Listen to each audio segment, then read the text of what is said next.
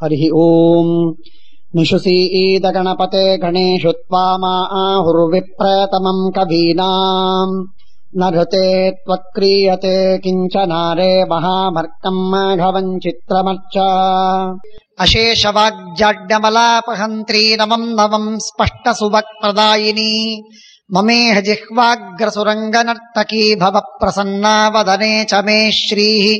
Naomi ನ್ಯಾಯ ಸುಧಾದಿಕೃಜ್ಜಯ ಮುನೀನ್ ಶ್ರೀಪಾದರಾಟ್ಸನ್ಮಣೀನ್ ವ್ಯಾಸಾರ್ಯಾನ್ ವಿವಿಧಾಗಮಬ್ಧಿವಿಹರಾನ್ ಶ್ರೀವಾದಿರಾಜಾನಪಿ ವಂದೇಹಂ ಸವರಾನ್ ರಘೂತ್ತಮ ಗುರೂನ್ ವೈದಗ್ಧ್ಯವಾರಾಂ ನಿಧೀನ್ ಶ್ರೀ ಸತ್ಯವ್ರತ ರಾಘವೇಂದ್ರ ಮುನಿಪಾನ್ ಸದ್ಬೋಧ ಸಧ್ಯಾನಪಾನ್ ವಿದ್ಯಾಯಂ ವಿಬುಧಾಚಾರ್ಯಂ ವೇದಜ್ಞಾನಬ್ಧಿಚಂದಿರಂ ದುರ್ಮತಧ್ವಂತಮರ್ತಂಡಂ ಸತ್ಯಧ್ಯಾನ ಮುನಿಂ ಭಜೆ.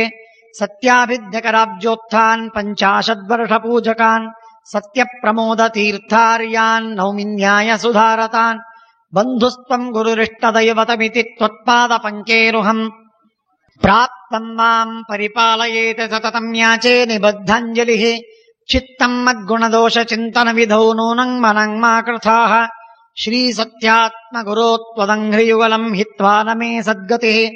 ವಿದ್ಯಾಪೀಠ ವಿಧಾತಾರಂ ವಿದ್ಯಾವಾರಿಧಿ ಚಂದಿರಂ ವಿದ್ಯಾರ್ಥಿ ವತ್ಸಲಂ ವಂದೇ ಮಹಾಮಹಿಮ ಸದ್ಗುರುಂ. ಮಹತ್ವಾದ್ ಭಾರವತ್ವಾಚ್ಚ ಮಹಾಭಾರತ ಮುಚ್ಯತೆ ನಿರುಕ್ತಮಸ್ಯ ಯೋ ವೇದ ಪಾಪೈಃ ಪ್ರಮುಚ್ಯತೆ.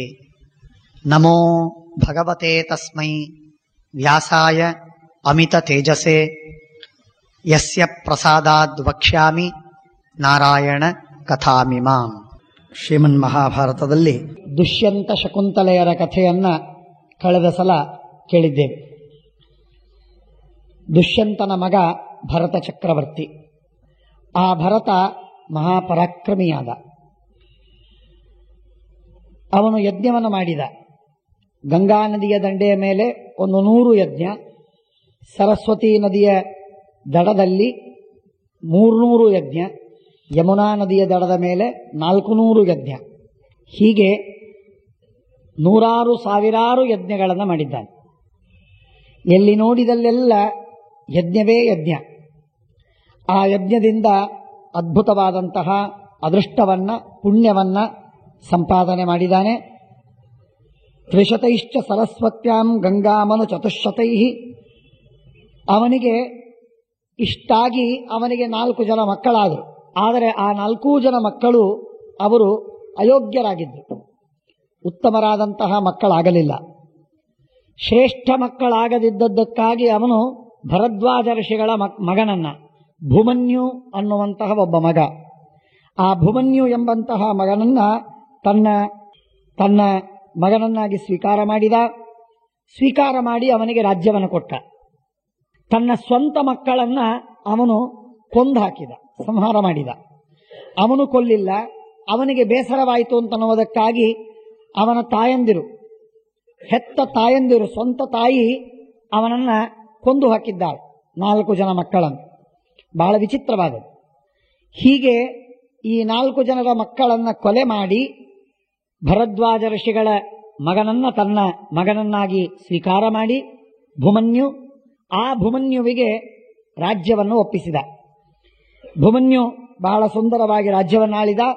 ಅವರ ಪರಂಪರೆಯಲ್ಲಿ ಸುಹೋತ್ರ ಎಂಬ ರಾಜನಾದ.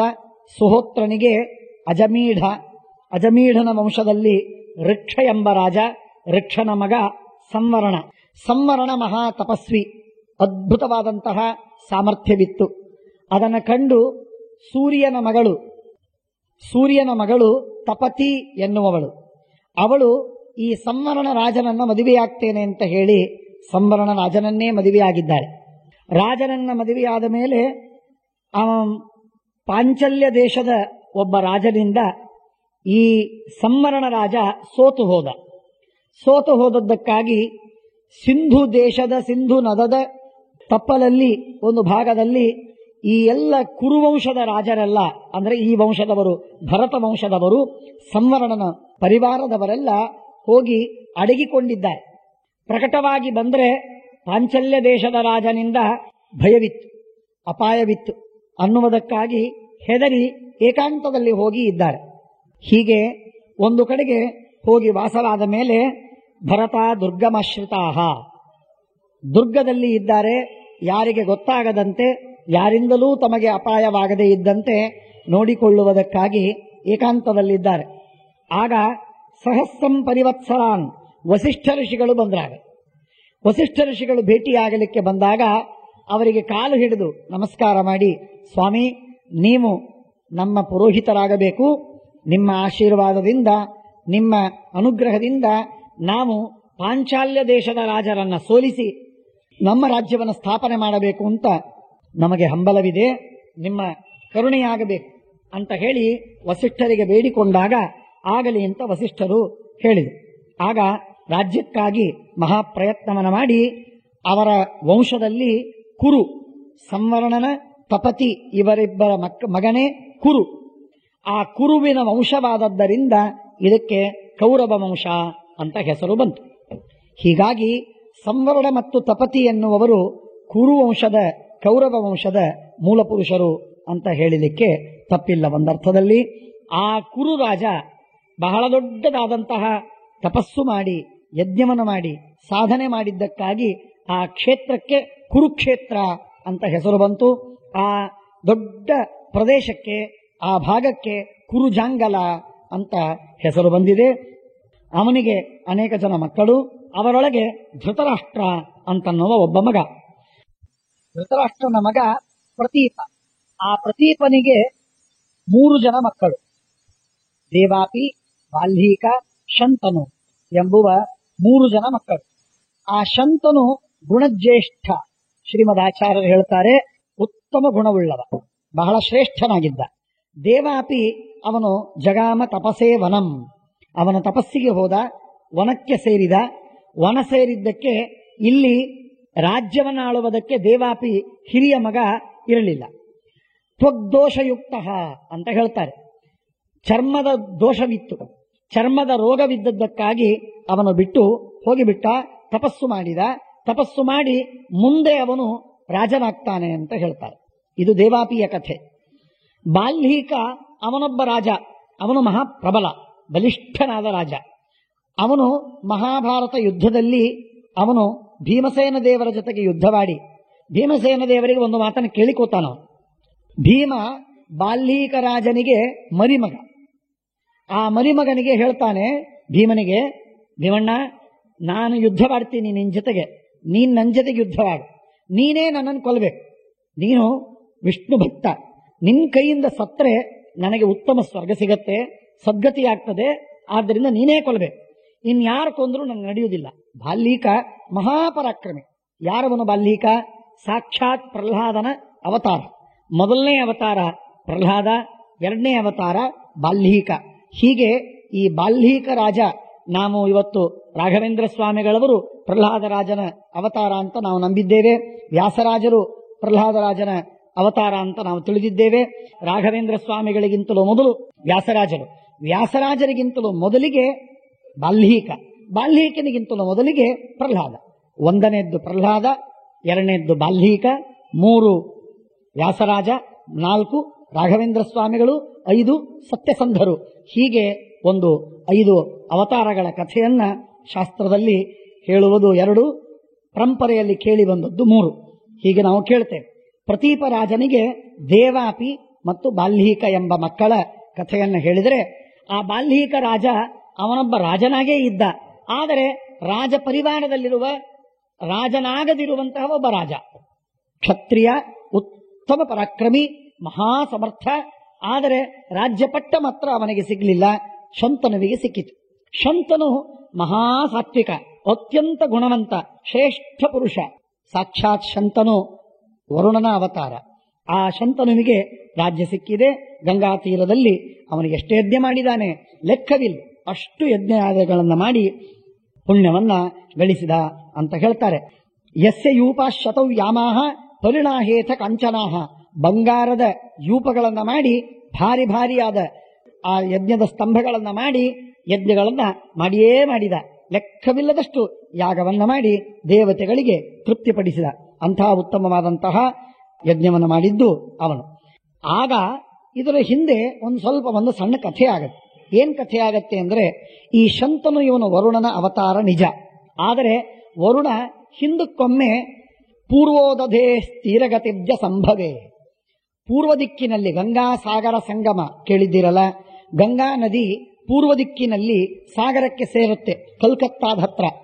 ಆ ಭಾಗದಲ್ಲಿ ಬ್ರಹ್ಮದೇವರು ಒಂದು ಪೂಜೆಯನ್ನು ಮಾಡ್ತಾ ಕೂತಿದ್ರು.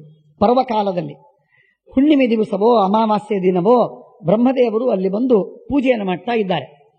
ಆ ಪೂಜೆಯನ್ನು ಮಾಡ್ತಾ ಇರುವ ಸಂದರ್ಭದಲ್ಲಿ ಗಂಗಾಸಾಗರ ಸಂಗಮವಾಗಿ ಆ ನೀರು ಪರಸ್ಪರ ಘರ್ಷಣದಿಂದ ಎತ್ತರಕ್ಕೆ ಮೇಲೆ ಹಾರಿ ಸಿಡಿದು ಬಿದ್ದಿದೆ.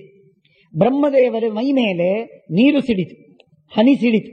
ಬ್ರಹ್ಮದೇವರಿಗೆ ಒಂದು ಹನಿ ನೀರು ಸಿಡಿದದ್ದಕ್ಕೆ ಬ್ರಹ್ಮದೇವರು ನಿಮಿತ್ತ ಮಾಡಿಕೊಂಡು ಶಾಪ ಕೊಟ್ಟು, ನೀನು ಮಹಾಭಿಷಕ್ ಅಂತಾಗು, ಮಹಾತ್ಮರಿಗೂ ಅಭಿಷೇಕ ಮಾಡ್ತಿ, ನೀನು ಅಭಿಷೇಕ ಮಾಡ್ತಿ, ನೀರುಗ್ಗುತಿ, ನೀರು ಚೆಲ್ತಿ, ಆದ್ದರಿಂದ ನಿನಗೆ ಮಹಾಭಿಷಕ್ ಅಂತ ಹೆಸರು ಬರಲಿ ಅಂತ ಹೇಳಿ ನೀನು ಮನುಷ್ಯನಾಗು ಅಂತ ಬ್ರಹ್ಮದೇವರು ಶಾಪ ಕೊಟ್ಟು. ಇದೆಲ್ಲ ಮುಂದಿನ ಉದ್ದೇಶದಿಂದ ಭಾವಿತ್ವಾಚ್ಛೈವ ಕಾರ್ಯಸ್ಯ ಅಂತಂತಾರೆ ಶ್ರೀಮದಾಚಾರ್ಯರು. ಭಾವಿತ್ವಾಚ್ಛೈವ ಕಾರ್ಯಸ್ಯ, ಮುಂದಿನ ಕಾರ್ಯ ದೊಡ್ಡದಾಗಬೇಕಾದರೆ ಹಿಂದೆ ಒಂದು ಪ್ಲಾಟ್ ಮಾಡ್ತಾರೆ. ಆ ಪ್ಲಾಟ್ ಮಾಡಿದಂತೆ ಬ್ರಹ್ಮದೇವರು ಪ್ಲಾಟ್ ಮಾಡುವುದಕ್ಕೆ ಪ್ರಾರಂಭ ಮಾಡಿದೆ. ಮೊದಲು ಅಲ್ಲಿ ಗಂಗಾ ನದಿಯ ಆ ನೀರು, ಆ ಸಮುದ್ರ ರಾಜನ ನೀರು ಬ್ರಹ್ಮದೇವರಿಗೆ ಸಿಡಿತು. ತಾಕಿದಾಗ ಅವರು ಶಾಪ ಕೊಟ್ಟರು, ನೀನು ಮಹಾಭಿಷಕ್ಕಾಗು ಅಂತ.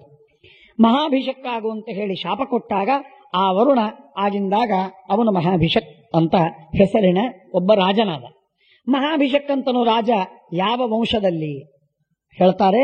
ಇಕ್ಷ್ವಾಕು ವಂಶದಲ್ಲಿ, ರಾಮನ ವಂಶದಲ್ಲಿ. ರಾಮನ ವಂಶದಲ್ಲಿ ಮಹಾಭಿಷಕ್ ಅಂತನ್ನುವ ಒಬ್ಬ ರಾಜನಾದ. ಆ ರಾಜ ಅವನು ಉತ್ತಮ ರಾಜ, ಶ್ರೇಷ್ಠ, ಸಾತ್ವಿಕ, ಭಗವದ್ಭಕ್ತ, ಎಲ್ಲ ಸಾಧನೆಯನ್ನು ಮಾಡಿದ. ವರುಣನೇ ಹೇಳಿ ಕೇಳಿ ಹಾಗಾಗಿ ಎಲ್ಲ ಸಾಧನೆಯಾಯಿತು.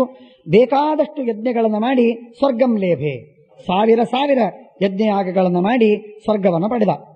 ಸ್ವರ್ಗವನ್ನು ಪಡೆದ ಮೇಲೆ ಅವನು ವರುಣನೇ ಹೌದು ಅಂದ ಮೇಲೆ, ಆದರೆ ಇನ್ನೂ ಮಹಾಭಿಷಕ್ ಅಂತನ್ನುವಂತಹ ಹೆಸರಿನ ಒಬ್ಬ ರಾಜನಾಗಿ ಉಳಿದಿದ್ದ ಸ್ವರ್ಗಲೋಕದಲ್ಲೂ. ಮೂಲ ವರುಣನಲ್ಲಿ ಅವನು ಸೇರಲಿಲ್ಲ. ಆ ಸಂದರ್ಭದಲ್ಲಿ ಮಹಾಭಿಷಕ್ ಅವನು ಬ್ರಹ್ಮಲೋಕಕ್ಕೆ ಹೋಗಿದ್ದಾನೆ. ಬ್ರಹ್ಮಲೋಕದಲ್ಲಿ ಎಲ್ಲ ಬಹಳ ವೈಭವದಿಂದ ಬ್ರಹ್ಮದೇವರು ಕೂತಿದ್ದಾರೆ, ವಾಯುದೇವರಿದ್ದಾರೆ, ಉಳಿದೆಲ್ಲ ದೇವತೆಗಳಿದ್ದಾರೆ.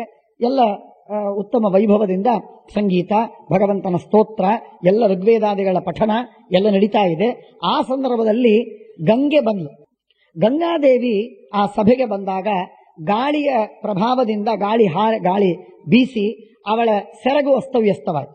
ಎಲ್ಲರೂ ಮುಖವನ್ನು ಕೆಳಗೆ ಮಾಡಿದ್ದಾರೆ. ಆದರೆ ಮಹಾಭಿಷಕ್ ಅಂತನ್ನುವ ರಾಜ ಮಾತ್ರ ಆ ಗಂಗೆಯನ್ನೇ ನೋಡ್ತಾ ನಿಂತಿದ್ದಾನೆ. ಇದನ್ನು ಬ್ರಹ್ಮದೇವರು ಗಮನಿಸಿದರು. ಬ್ರಹ್ಮದೇವರು ಗಮನಿಸಿ, ನಿನಗೆ ಡಿಕೋರಮ್ ಇಲ್ಲ, ವ್ಯವಹಾರ ಮಾಡ್ಲಿಕ್ಕೆ ಬರುವುದಿಲ್ಲ, ನೀನು ದೇವತಾ ಸಭೆಗೆ ಬಂದರೂ ಕೂಡ ಮನುಷ್ಯರಂತೆ ವರ್ತನೆ ಮಾಡ್ತಾ ಇದ್ದಿ ಅಂತ ಹೇಳಿ ಶಾಪ ಕೊಟ್ಟಿದ್ದಾರೆ, ನೀನು ಮನುಷ್ಯನಾಗು ಅಂತ. ಬಹಳ ವಿಚಿತ್ರ. ಮಹಾಭಿಷಕ್ಕಾಗುವಂತ ಶಾಪ ಕೊಡುವಾಗ ಎರಡು ಶಾಪ ಕೊಟ್ಟಿದ್ರು. ಏನು ಶಾಪ ಕೊಟ್ಟಿದ್ರು ಅಂತಂದ್ರೆ, ನನ್ನ ಮೇಲೆ ನೀನು, ಮಹಾತ್ಮರ ಮೇಲೂ ನೀನು ನೀರೆರಚಿ ಪಾಪ ಕೆಲಸ ಮಾಡಿದ್ದೀ, ಆದ್ದರಿಂದ ಮಹಾಭಿಷಕ್ಕಾಗು, ಮತ್ತು ನೀನು ಈ ಉಗ್ರವಾದಂತಹ ಸಮುದ್ರದ ಭೋರ್ಗರೆಯುವ ಸ್ವರೂಪವೇನಿದೆಯಲ್ಲ, ಇದು ಶಾಂತವಾಗಲಿ ನಿನ್ನದು. ಅದೇ ಶಾಂತವಾಗಿ ಮುಂದೆ ಮತ್ತೊಮ್ಮೆ ನೀನು ಶಾಂತತನು ಎಂಬುದಾಗಿ ಅವತಾರವನ್ನು ತಾಳು ಎಂಬುದಾಗಿ ಒಂದೇ ಸಲಕ್ಕೇನೆ ಎರಡು ಶಾಪಗಳನ್ನು ಕೊಟ್ಟದ್ದುಂಟು. ಬಹಳ ಗೊಂದಲದ ಮಾತಿದ್ದು, ನಿಜವಾಗಿ ಅರ್ಥವಾಗುವುದಿಲ್ಲ, ಇದರ ಬಿಡುಗಡೆಯಾಗುವುದಿಲ್ಲ. ಹಾಗೆ ಶಾಪವನ್ನು ಕೊಟ್ಟಿದ್ರು ಬ್ರಹ್ಮದೇವರು. ಆ ಬ್ರಹ್ಮದೇವರು ಕೊಟ್ಟ ಶಾಪಕ್ಕೆ ತಕ್ಕಂತೆ ಒಂದು ಸಲ ಮಹಾಭಿಷಕ್ಕಾದ, ಅವನು ಸ್ವರ್ಗಕ್ಕೆ ಹೋದ. ಸ್ವರ್ಗಕ್ಕೆ ಹೋದಾಗ ಗಂಗೆಯನ್ನು ದಿಟ್ಟಿಸಿ ನೋಡಿದ್ದಕ್ಕಾಗಿ ಬ್ರಹ್ಮದೇವರು ಮತ್ತೊಮ್ಮೆ ಶಾಪ ಕೊಟ್ಟರು, ನೀನು ಮನುಷ್ಯನಾಗು ಅಂತ ಹೇಳಿ. ಮನುಷ್ಯನಾಗು ಅಂತಂದಾಗ ಮತ್ತೆ ಅವನು ಭೂಮಿಯಲ್ಲಿ ಅವತಾರ ಮಾಡಿದ. ಆಗ ಹಿಂದೆ ಶಾಪ ಕೊಟ್ಟಂತೆ ಈಗ ಅವತಾರ ಮಾಡಿದ್ದು ಅದೇನು? ಶಂತನು ಎಂಬ ಹೆಸರಿನಿಂದ ಮತ್ತೊಮ್ಮೆ ಅವತಾರ ಮಾಡಬೇಕಾಯ್ತು. ಇದು ವರುಣನ ಪರಿಸ್ಥಿತಿ. ವರುಣ ಎರಡು ಸಲ ಅವತಾರ ಮಾಡಿದ್ದು, ಒಂದು ಮಹಾಭಿಷಕ್, ಇನ್ನೊಂದು ಶಂತನು. ಹೀಗೆ ವರುಣ ಅವತಾರ ಮಾಡಿದ್ದು. ರಾಮಾಯಣ ಕಾಲದಲ್ಲಿ ಸುಷೇಣ ಎಂಬುದಾಗಿ ಅವತಾರ ಮಾಡಿದ್ದ, ಕಪಿಯಾಗಿ ಅವತಾರ, ಈಗ ರಾಜನಾಗಿ ಎರಡು ಸಲ ಅವತಾರ ಮಾಡಿದ.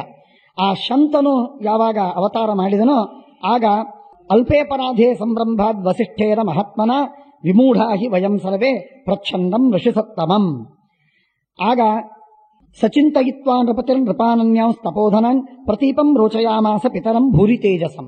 ಮಹಾಭಿಷಕ್ಕಿಗೆ ಯಾವಾಗ ಶಾಪವಾಯಿತೋ ಆ ಮಹಾಭಿಷಕ್ ಆಲೋಚನೆ ಮಾಡಿದ, ಯಾರಲ್ಲಿ ನಾನು ಮಗನಾಗಿ ಹುಟ್ಟಬೇಕು. ಇದು ಸ್ವಲ್ಪ ಚಾಯ್ಸ್ ಇರ್ತದೆ ದೇವತೆಗಳಿಗೆ, ಕೆಲವೊಮ್ಮೆ ಚಾಯ್ಸ್ ಇರ್ತದೆ, ಕೆಲವೊಮ್ಮೆ ಚಾಯ್ಸ್ ಇರುವುದಿಲ್ಲ. ಪ್ರಾರಬ್ಧವಶಾತ್ ಅವರು ಭಗವಂತನ ನಿಯತಿಯ ಪ್ರಕಾರ ಅವರು ಪ್ರೇರಿತರಾಗಿ ಅಲ್ಲಲ್ಲಿ ಹುಟ್ಟಿ ಬರಬೇಕಷ್ಟೇ, ಉಪಾಯವಿಲ್ಲ. ಕೆಲವೊಮ್ಮೆ ಅವರಿಗೆ ಚಾಯ್ಸ್ ಇದೆ, ಎಲ್ಲಿ ಹುಟ್ಟಬೇಕು. ಮನುಷ್ಯನಾಗಿ ಹುಟ್ಟು, ಇಷ್ಟೇ ಶಾಪವಾದ್ದರಿಂದ ಎಲ್ಲಾದರೂ ಹುಟ್ಟಬಹುದು, ಮನುಷ್ಯನಾಗಿ ಹುಟ್ಟಬೇಕು ಇಷ್ಟೇ. ಅದಕ್ಕೆ ಆಲೋಚನೆ ಮಾಡಿದ ಯಾರಲ್ಲಿ ಹುಟ್ಟಬೇಕು. ಪ್ರತೀಪ ಅಂತನ್ನುವ ರಾಜ ಇದ್ದಾನೆ, ಆ ಪ್ರತೀಪ ರಾಜ ಉತ್ತಮ ರಾಜ, ಇದು ಚಂದ್ರವಂಶದಲ್ಲಿರುವಂಥ ರಾಜ, ಆದ್ದರಿಂದ ಅವನಲ್ಲಿ ನಾನು ಹುಟ್ಟಬೇಕು ಅಂತ ಹೇಳಿ ನಿಶ್ಚಯ ಮಾಡಿದ.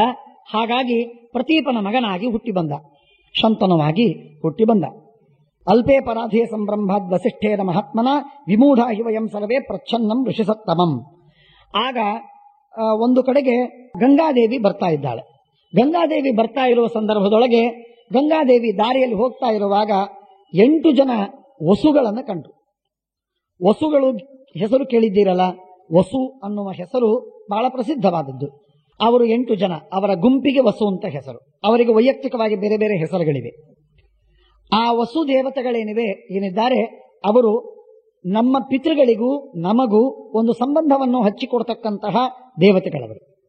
ಹಾಗಾಗಿ ವಸು, ರುದ್ರ, ಆದಿತ್ಯ ಈ 3 ಗುಂಪಿಗೆ ನಮ್ಮ ಪಿತಾಮಹ, ಪ್ರಪಿತಾಮಹ, ಒಂದು ತಲೆಮಾರು, ಅದರ ಹಿಂದಿನ ತಲೆಮಾರು, ಅದರ ಹಿಂದಿನ ತಲೆಮಾರು, ಹೀಗೆ 3 ತಲೆಮಾರುಗಳ ಸಂಬಂಧವನ್ನು ನಮಗೆ ಜೋಡಿಸುವುದಕ್ಕೆ, ಆ ನಂಟುತನವನ್ನು ಹಚ್ಚುವುದಕ್ಕೆ ಬೇಕಾಗಿರತಕ್ಕಂತಹ ವ್ಯಕ್ತಿಗಳು ಅಂತಂದ್ರೆ ದೇವತೆಗಳು ವಸುಗಳು 8 ಜನ, 11 ಜನ ರುದ್ರರು, 12 ಜನ ಆದಿತ್ಯರು. ಹೀಗೆ 3 ಜನರ ಗುಂಪಿದೆ. ಇದು ಬಹಳ ಮಹತ್ವದ್ದು. ಅಂಥ ಬಹಳ ದೊಡ್ಡ ದೇವತೆಗಳು ವಸುದೇವತೆಗಳು. ಆ ವಸುದೇವತೆಗಳು, ಅವರಲ್ಲಿ ಅಗ್ನಿ ಒಬ್ಬ. ಅಗ್ನಿ ವಸುಕುಲದಲ್ಲಿ ಉತ್ತಮನಾದವನು. ವಸುಗಳಲ್ಲೂ ಹೆಚ್ಚು ಕಡಿಮೆ ಬೆಂಕಿಯವರೇ, ಅಗ್ನಿಯವರೇ, ಅಗ್ನಿಯ ಸ್ವರೂಪದವರೇ ಹೆಚ್ಚು ಕಡಿಮೆ. ಹೆಸರುಗಳು ಹಾಗೆ ಇದೆ. ಆದರೆ ಅವುಗಳಲ್ಲಿ ಉತ್ತಮರಾದವರು ಮತ್ತೆ ಅಗ್ನಿ, ಪ್ರಧಾನವಾದ ಅಗ್ನಿ. ಆ ಅಗ್ನಿ ಈ ವಸುಗಳಲ್ಲಿ ಒಬ್ಬ. ಹೀಗೆ 8 ಜನ ಇದ್ದಾರೆ. ಈ 8 ಜನರು ಒಂದು ಕಡೆಗೆ ಬರ್ತಾ ಇರುವಾಗ ಗಂಗಾದೇವಿ ಅವರನ್ನೆಲ್ಲರನ್ನು ನೋಡಿದಾಗ ಕೇಳ್ತಾ ಇದ್ದಾಳೆ, ಏನು ವಸುಗಳೇ, ನಿಮ್ಮ ಮುಖ ಎಷ್ಟು ನಿಸ್ತೇಜವಾಗಿದೆಯಲ್ಲ, ಎಷ್ಟು ಪ್ರಭಾವಿಗಳು ನೀವು, ಪ್ರತಾಪಿಗಳು, ತೇಜಸ್ಸು ಎಷ್ಟು ನಿಮ್ದು ಚೆನ್ನಾಗಿತ್ತು. ಆದರೆ ಈಗ ನಿಮ್ಮನ್ನು ನೋಡಿದರೆ ಸಪ್ಪೆ ಆಗಿದ್ದೀರಿ. ಯಾಕೆ? ನಿಮ್ಮ ತೇಜಸ್ಸೆಲ್ಲ ಎಲ್ಲಿ ಹೋಯ್ತು? ಯಾಕೆ ಕಳ್ಕೊಂಡ್ರಿ? ಏನಾಯ್ತು ನಿಮಗೆ? ಎಲ್ಲ ಚೆನ್ನಾಗಿದೆಯಲ್ಲ, ಕುಶಲವಾಗಿದೆಯಲ್ಲ ಅಂತ ಕೇಳಿದಾಗ ಅವರು ಹೇಳಿದ್ರು, ಇಲ್ಲ ಗಂಗಾ, ಬಹಳ ದೊಡ್ಡ ಅನರ್ಥವಾಗಿದೆ, ನಮಗೆ ಒಂದು ಆಪತ್ತು ಬಂದಿದೆ. ನಮಗೆ ವಸಿಷ್ಠರ ಋಷಿಗಳು ನಮಗೆ ಶಾಪ ಕೊಟ್ಟಿದ್ದಾರೆ. ವಸಿಷ್ಠ ಋಷಿಗಳು ಪ್ರಚ್ಛನ್ನರಾಗಿರುವ ಒಬ್ಬ ಋಷಿ ನಮಗೆ ಶಾಪ ಕೊಟ್ಟಿದ್ದಾರೆ. ಮಹಾಭಾರತ ಎಷ್ಟು ಚೆನ್ನಾಗಿ ಹೇಳುತ್ತದೆ, ಅಥವಾ ಮಹಾಭಾರತ ಹೇಳಿದ್ದನ್ನ ಶ್ರೀಮದಾಚಾರ್ಯ ಎಷ್ಟು ಚೆನ್ನಾಗಿ ಎತ್ತಿ ತೋರಿಸ್ತಾರೆ. ಪ್ರಚ್ಛನ್ನಂ ಋಷಿ ಸತ್ತಮಂ. ಒಬ್ಬ ಋಷಿಗಳು ವಸಿಷ್ಠರು ನಮಗೆ ಶಾಪ ಕೊಟ್ಟಿದ್ದಾರೆ, ಸಣ್ಣ ಕಾರಣಕ್ಕಾಗಿ, ಅಲ್ಪ ಅಪರಾಧ. ಸಣ್ಣ ಅಪರಾಧವನ್ನು ಮಾಡಿದ್ದೇವೆ, ಕೊಟ್ಟ ಶಾಪ ಮಾತ್ರ ಹೊರಲಾರದ ಶಾಪವನ್ನು ಕೊಟ್ಟು ಬಿಟ್ಟಿದ್ದಾರೆ ನಮಗೆ. ಆದ್ದರಿಂದ ಸಂಭ್ರಮಾತ್ ವಸಿಷ್ಠೇನ ಮಹಾತ್ಮನ ವಿಮೂಢ ಹಿ ವಯಂ ಸರ್ವೇ ಪಚ್ಛನ್ನಂ ಋಷಿಸತ್ತಮಂ ತ್ವಮಸ್ಮಾನ್ ಮಾನುಷೀ ಭೂತ್ವ. ಏನು ಅಂತಂದ್ರೆ, ನಾವೆಲ್ಲರೂ ಮನುಷ್ಯರಾಗಿ ಹುಟ್ಟಬೇಕಂತೆ, ಮನುಷ್ಯರಲ್ಲಿ ಹುಟ್ಟಬೇಕಂತೆ, ಮನುಷ್ಯ ಸ್ತ್ರೀಯಲ್ಲಿ ಜನನವನ್ನ ತಾಳಬೇಕು ಅಂತ ನಮಗೆ ಹೇಳಿದ್ದಾರೆ. ನಮಗೆ ಬೇಡಪ್ಪ, ಮನುಷ್ಯ ಸ್ತ್ರೀಯರ ಸಹವಾಸವೇ ಬೇಡ, ಅವರಲ್ಲಿ ಹುಟ್ಟುವುದು ಅಂದ್ರೆ ನಮಗೆ ಬಹಳ ಬೇಸರ. ಅದು ದೇವತೆಗಳ ದೃಷ್ಟಿಯೊಳಗೆ ಅದು ನರಕ. ದೇವತೆಗಳಿಗೆ ನರಕ ಇಲ್ಲ. ಒಂದು ಬಾರಿ ನಾನು ಹೇಳಿದ್ದೀನಿ, ಅಪರೋಕ್ಷ ಜ್ಞಾನವಾದ ಮೇಲೆ ಎಂದೆಂದಿಗೆ ನರಕವಿಲ್ಲ, ಯಾರಿಗೂ ಇಲ್ಲ. ಹೀಗಿರುವಾಗ ದೇವತೆಗಳು ಅಪರೋಕ್ಷ ಜ್ಞಾನಿಗಳಲ್ಲಿ ಉತ್ತಮರು. ಅಂಥ ದೇವತೆಗಳಿಗೆ ಎಂದೆಂದಿಗೂ ಕೂಡ ನರಕವಾಗುವುದಿಲ್ಲ. ಆದರೆ ದೇವತೆಗಳಿಗೆ ನರಕದ ಪರ್ಯಾಯವಾಗಿ ಕೊಟ್ಟದ್ದೇನು ಗೊತ್ತೇನು? ಮನುಷ್ಯ ಯೋನಿ. ಮಾನವ ಯೋನಿಯೊಳಗೆ ಹುಟ್ಟೋದೇನೆ ಅವರಿಗೆ ನರಕ. ಅಂದ್ರೆ ನಮ್ಮ ಪಾಲಿಗೆ ನರಕ ಎಷ್ಟು ಕೇಳು, ಅಷ್ಟು ದೇವತೆಗಳ ದೃಷ್ಟಿಯೊಳಗೆ ಮಾನವ ಯೋನಿ ಅಷ್ಟು ಕೀಳು, ಅಷ್ಟು ಹೊಲಸು, ಅಷ್ಟು ಹೇಸಿಗೆ. ಅದು ಈ ತರಹದ ಮಾನವ ಯೋನಿಯೊಳಗೆ ನೀನು ಅವತಾರ ಮಾಡು ಅಂತ ನಮಗೆ ಹೇಳಿಬಿಟ್ಟಿದ್ದಾರೆ 8 ಜನರಿಗೆ. ನಾವೆಲ್ಲ ಹುಟ್ಟುವ ಆಪತ್ತು ಬಂದಿದೆ. ಆದ್ದರಿಂದ ಗಂಗಾ, ನೀನು ನಮ್ಮ ತಾಯಿಯಾಗಿ, ನೀನು ನಮ್ಮ ಹೆರುವ ತಾಯಿಯಾಗಿ ನಮ್ಮನ್ನು ಸಂರಕ್ಷಣೆ ಮಾಡು, ನೀನು ಮಾಡಿದರೆ ಆಗತ್ತೆ ಅಂತ ಹೇಳಿದೆ. ಇಲ್ಲೊಂದು ಸ್ವಲ್ಪ ವಿಶೇಷ ವಿಚಾರವನ್ನು ಮಾಡಬೇಕು. ಈ ವಸುಗಳಿಗಿಂತಲೂ ಗಂಗಾ ಉತ್ತಮಳಲ್ಲ, ಅಧಮಳು. ಗಂಗಾದೇವಿ ಬಹಳ ಚಿಕ್ಕವಳು ಯೋಗ್ಯತೆಯಲ್ಲಿ, ತಾರತಮ್ಯದಲ್ಲಿ. ಆದರೆ ವಸುಗಳು ಬಹಳ ಉತ್ತಮರು. ಅಗ್ನಿಯಂತೂ ಇನ್ನೂ ಉತ್ತಮ. ಹೀಗಿದ್ರೂ ಕೂಡ ಇವರಲ್ಲಿ ಮಕ್ಕಳಾಗಿ ಹುಟ್ಟಬೇಕು ಅಂತ ಹೇಳ್ತಾರೆ. ದೊಡ್ಡವರಿಗೆ ಹೇಳುವುದಾದರೆ ಪ್ರಾರ್ಥನೆ, ತಪಸ್ಸು ಮಾಡಿ ಪ್ರಾರ್ಥನೆ ಮಾಡಬೇಕು. ತಪಸ್ಸು ಮಾಡಿ ಪ್ರಾರ್ಥನೆ ಮಾಡುವುದರ ಬದಲಾಗಿ ಆಜ್ಞೆ ಮಾಡಿ ಇವಳನ್ನು ತಾಯಿ ಮಾಡಿಕೊಂಡು ಹುಟ್ಟಿಬಿಟ್ರೆ ಸುಖ ಅಂತ ಹೇಳಿದೆ. ಬಹಳ ವಿಚಿತ್ರವಿದೆ. ಇಲ್ಲಿ ಸಂಯೋಜನೆ ಬಹಳ ಚೆನ್ನಾಗಿದೆ. ವಸುಗಳು ಇನ್ನೊಂದು ಆಲೋಚನೆ ಮಾಡಿದ್ದೇನು ಅಂತಂದ್ರೆ, ಮನುಷ್ಯನಾಗಿ ಹುಟ್ಟಬೇಕು, ಮನುಷ್ಯ ಯೋನಿ ಬೇಡ. ಮನುಷ್ಯರಾಗಿ ಹುಟ್ಟಬೇಕು, ಮನುಷ್ಯ ಯೋನಿ ಬೇಡ. ಇಂಥ ಒಂದು ಸನ್ನಿವೇಶ, ಫೆನಾಮಿನನ್. ಈ ಫೆನಾಮಿನನ್ನಿಗೆ ಒಗ್ಗುವಂತಹ ಒಬ್ಬ ವ್ಯಕ್ತಿ ಬೇಕಾಗಿತ್ತು, ಅದು ಗಂಗೆ. ಯಾಕೆ ಹಾಗಾಗಿದೆ ಅಂತಂದ್ರೆ, ಅವರೆಲ್ಲ ತಪಾಸು ಹಚ್ಚಿದ್ರು. ತಪಾಸಣೆ ಮಾಡಿದಾಗ ಏನಾಯ್ತು? ವರುಣ ಅವತಾರ ಮಾಡೋನಿದ್ದಾನೆ ಮನುಷ್ಯನಾಗಿ. ನೋಡಿ ಹೇಗೆ ಹೊಂದಿಸಬೇಕು. ದೇವತೆಗಳೆಲ್ಲ ತಾವು ತಮ್ಮ ಅಪೇಕ್ಷೆಯನ್ನು ಹೇಗೆ ಪೂರೈಸ್ಕೋತಾರೆ ಸುಲಭವಾಗಿ. ವರುಣ ಮನುಷ್ಯನಾಗಿ ಅವತಾರ ಮಾಡಬೇಕಾಗಿದೆ. ಅವನ ದೇಹ ಮನುಷ್ಯ ದೇಹ. ನಮ್ಮದೆಲ್ಲ ಹೇಗಿದೆಯಲ್ಲ ಹಾಗೆ ಮನುಷ್ಯ ದೇಹ. ಆದರೆ ಶಾಪ ವರುಣನಿಗೆ ಮಾತ್ರ ಆಗಿದೆ, ಗಂಗೆಗೆ ಶಾಪವಾಗಿಲ್ಲ. ಗಂಗೆಯನ್ನ ದಿಟ್ಟಿಸಿ ಕೆಟ್ಟ ದೃಷ್ಟಿಯಿಂದ ನೋಡಿದ್ದಕ್ಕಾಗಿ, ಸಭ್ಯತನವನ್ನ ಮೀರಿದ್ದಕ್ಕಾಗಿ ವರುಣನಿಗೆ ಶಾಪವಾಯಿತೇ ಹೊರತು ಗಂಗೆಗೆ ಶಾಪವಾಗಿಲ್ಲ. ಗಂಗೆಗೆ ಶಾಪವಾಗದೇ ಇದ್ದದ್ದರಿಂದ ಗಂಗಾದೇವಿ ಮನುಷ್ಯರಾಗಬೇಕಾಗಿಲ್ಲ. ವರುಣನಿಗೆ ಶಾಪವಾದದ್ದರಿಂದ ವರುಣ ಮಾತ್ರ ಮನುಷ್ಯನಾದ. ಗಂಗಾದೇವಿಗೆ ಶಾಪವಿಲ್ಲ, ಮನುಷ್ಯನಾಗಿ ಅವತಾರ ಮಾಡೋ ಕಾರಣವಿಲ್ಲ. ಆದರೆ ಯಾಳನ್ನ ನೀನು ದೃಷ್ಟಿಸಿ ನೋಡ್ತಾ ಇದ್ದೀಯೋ ಅವಳೇ ನಿನಗೆ ಸಿಗ್ತಾಳೆ ಅಂತ ಬ್ರಹ್ಮದೇವರು ಹೇಳಿದ್ರು. ಆದ್ದರಿಂದ ಗಂಗಾದೇವಿ ಅಲ್ಲಿ ಅವತಾರ ಮಾಡೋ ಅನಿವಾರ್ಯತೆ ಬಂತು ಅಂತಂದ್ರೆ ಅವಳಿಗೆ ಶಾಪವಿಲ್ಲ, ಮನುಷ್ಯಳಾಗಿ ಹುಟ್ಟುವ ಕಾರಣವಿಲ್ಲ.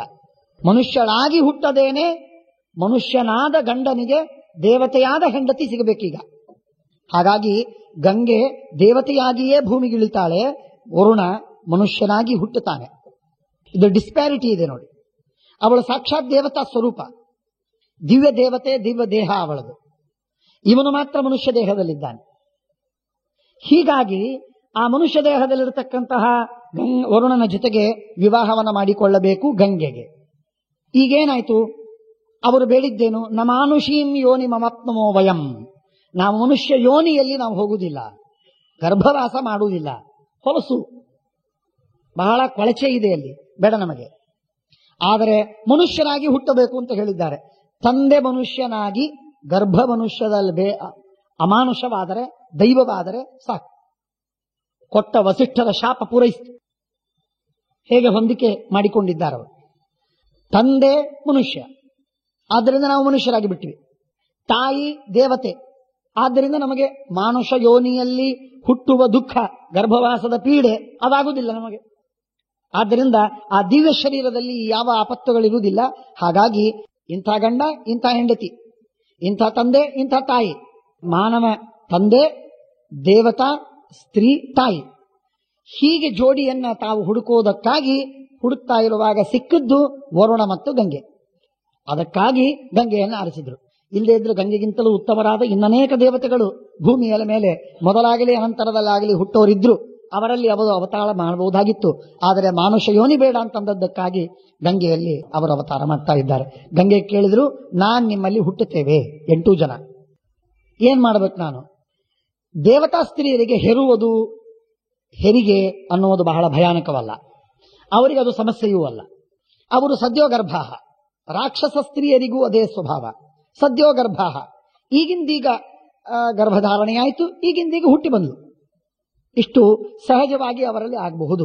ಬೇಕು ಅಂದ್ರೆ, ಬೇಡವಂದ್ರೆ ಅವರಿಗೆ ಮಾನವರಂತೆ 9 ತಿಂಗಳವರೆಗೆ ಗರ್ಭಧಾರಣೆ ಮಾಡಿದರೂ ಕೂಡ ಅವರಿಗೇನು ಪೀಡೆ ಆಗುವುದಿಲ್ಲ. ಇದು ವಿಚಿತ್ರ. ಗಂಗಾದೇವಿಗೆ ಈ ಪ್ರಾರ್ಥನೆ ಮಾಡಿದಾಗ ಆಗಲಿ ಅಂತಂದ್ಲು. ಆದರೆ ಗಂಗಾದೇವಿ ಮಾನವರಂತೆ, ಮಾನವ ಸಹಜವಾದ ನವಮಾಸ ಧಾರಣೆಯನ್ನು, ಗರ್ಭಧಾರಣೆಯನ್ನು ಮಾಡ್ತಾ ಇದ್ದಾಳೆ. ಮಹಾಭಾರತ ಹಾಗೆ ಹೇಳ್ತದೆ. ಆ ಸಂದರ್ಭದಲ್ಲಿ ನಾವು ಹುಟ್ಟಿ ಬರ್ತೇವೆ ನಿಮ್ಮಲ್ಲಿ, ಆದರೆ ಒಂದು ಉಪಕಾರವನ್ನು ಮಾತ್ರ ಮಾಡಬೇಕು. ಏನು ಉಪಕಾರ ಮಾಡೋದು? ನಾವು ಹುಟ್ಟಿದ ತಕ್ಷಣ 2ನೇ ಕ್ಷಣಕ್ಕೆ ನಮ್ಮನ್ನು ಕೊಂದು ಹಾಕಿಬಿಡ್ಬೇಕು. ಆಗ ಗಂಗೆಗೆ ಆಶ್ಚರ್ಯವಾಯಿತು. ಏನಿದು, ಯಾಕೆ ಹೀಗೆ? ಇಲ್ಲಿಲ್ಲ, ನಾವು ವರ ಬೇಡ್ಕೊಂಡಿದ್ದೇ ಹಾಗೆ, ನಮಗೆ ಶಾಪವಾದದ್ದೇನೋ ಮನುಷ್ಯರಾಗಿ ಹುಟ್ಟು ಅಂತಂದ್ರೆ ಹುಟ್ಟು ಬಿಟ್ಟಿದ್ದೇವೆ, ಮುಗಿದೋಯ್ತು. ನಾವು ಬದುಕಿರಬೇಕು 100 ವರ್ಷದವರೆಗೆ ಅಂತ ಏನು ನಮಗೆ ಶಾಪವಿಲ್ಲ. ಆದ್ದರಿಂದ ನಾವು ಸತ್ತೋಗ್ತೇವೆ. ಮನುಷ್ಯರಾಗಿರೋದು ಅಂದ್ರೆ ಬಹಳ ಬೇಸರ, ಅದರಷ್ಟು ಹೊಲಸು ಕೆಲಸ ಯಾವುದೂ ಇಲ್ಲ. ಆದ್ದರಿಂದ ನಾವು ನಮ್ಮ ಮೂಲ ರೂಪಕ್ಕೆ ಬಂದ್ಬಿಡ್ತೇವೆ. ನಾವು ಯಾರೂ ಅಲ್ಲಿ ಉಳಿಯುವುದಿಲ್ಲ. ದಯವಿಟ್ಟು ನಮ್ಮನ್ನ ಮುಕ್ತರನ್ನು ಮಾಡು, ನಮ್ಮನ್ನು ಕೊಂದಾಕು, ಮರ್ಸಿ ಕಿಲಿಂಗ್ ಆಗಬೇಕು ಅಂತ ಕೇಳ್ಕೊಂಡು ಆಗಲಿ ಅಂತ ಗಂಗಾದೇವಿ ಒಪ್ಪಿಕೊಂಡು. ಆಗ ಅವರು ಕೇಳ್ತಾರೆ ಇದಕ್ಕೆ ಕಾರಣ ಏನು? ಆಗ ನಮಾನುಷೀಣಂ ಜಠರಂ ಪ್ರವಿಶೇಮ ವಯಂ ಶುಭೆ ಪ್ರತೀಪಸ್ಯ ಸುತೋ ರಾಜ ಶಂತನುರ್ಲೋಕ ವಿಶ್ವತಃ ಭವಿತಾ ಮಾನುಷೇ ಲೋಕೆ ಸನಃಕರ್ತ ಭವಿಷ್ಯತಿ. ಪ್ರತೀಪನ ಮಗ ಶಂತನು ಇದ್ದಾನೆ, ಆಗೋನಿದ್ದಾನೆ, ಅವನ ಮಕ್ಕಳಾಗಿ ನಾವು ಬರ್ತೇವೆ ಅಂತ ಹೇಳಿದಾಗ ಜಾತಾನ್ ಕುಮಾರಾನ್ ಸ್ವಾನಪ್ಸು ಪ್ರಕ್ಷೇಪ್ತಂ ವೈ ತ್ವಮರ್ಹಸಿ ಅಂತ ಹೇಳಿ. ಇದಕ್ಕೇನು ಕಾರಣವಾಯಿತು ಅಂತಂದ್ರೆ ಇದಕ್ಕಿಷ್ಟಾಯಿತು. ಆ ಸುರಭಿಯ ವಸಿಷ್ಠರಲ್ಲಿ ಒಂದು ಆ ಧೇನುವನ್ನು ಅಪಹಾರ ಮಾಡಬೇಕು ಅಂತ ನಾವೆಲ್ಲ ಹೊರಟಿವಿ. ಕಾರಣ ಏನಾಯ್ತು ಅಂತಂದ್ರೆ ಮುಂದೆ ಬರ್ತದೆ. ಇಷ್ಟು ಹೇಳಿದಾಗ ಗಂಗಾದೇವಿಗೆ ಆ ಕಥೆಯೆಲ್ಲ ಮುಂದೆ ಬರ್ತದೆ ಸ್ವಲ್ಪ ವಿಸ್ತಾರವಾಗಿ. ಇಷ್ಟು ಹೇಳಿದಾಗ ಗಂಗಾದೇವಿ ಆಗಲಿ ಅಂತ ಒಪ್ಪಿಕೊಂಡ್ಲು. ಹಾಗಾದರೆ ಪ್ಲಾನ್ ಏನಾಯ್ತು ಅಂತಂದ್ರೆ ಪ್ರತೀಪನ ಮಗನ ಜೊತೆಗೆ ವಿವಾಹ ಮಾಡಬೇಕು, 8 ಜನ ಮಕ್ಕಳನ್ನ ಹೆರಬೇಕು, ಹೆತ್ತಾದ ಮೇಲೆ 2ನೇ ಕ್ಷಣಕ್ಕೆ 8 ಜನ ಮಕ್ಕಳನ್ನು ಕೊಲ್ಲಬೇಕು, ನೀರಿನಲ್ಲಿ ಹಾಕಿ ಮುಳುಗಿಸಿ ಕೊಂದು ಹಾಕಿಬಿಡಬೇಕು. ಆಮೇಲೆ 8ನೇದವನು ಉಳಿತಾನೆ. 8ನೇದವನ್ನು ಕೊಲ್ಲುವುದಲ್ಲ, 7 ಜನರನ್ನು ಕೊಲ್ಲುವುದು, 8 ಜನವ ಉಳಿಯುತ್ತಾನೆ.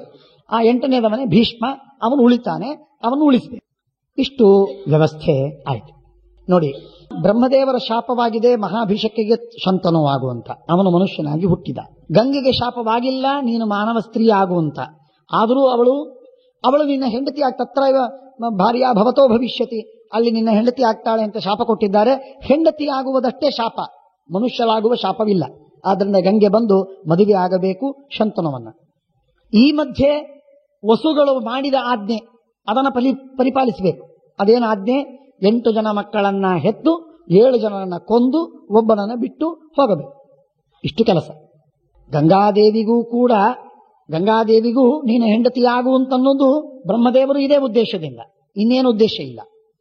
ಯಾಕೆಂದ್ರೆ ಗಂಗೆಯ ಅಪರಾಧವೇ ಇಲ್ಲ ಅಂತಂದ್ಮೇಲೆ ಅವಳಿಗೇನಿಲ್ಲ. ಆದರೆ ಶಂತನುವಿಗೆ ಈ ವಿಧವಾದಂತಹದ್ದೊಂದು ಪ್ರಸಂಗ ಬರಬೇಕು, ಇದಕ್ಕೊಂದು ನಿಮಿತ್ತನು ಮತ್ತೊಂದು ಮುಂದೆ ಬರ್ತದೆ.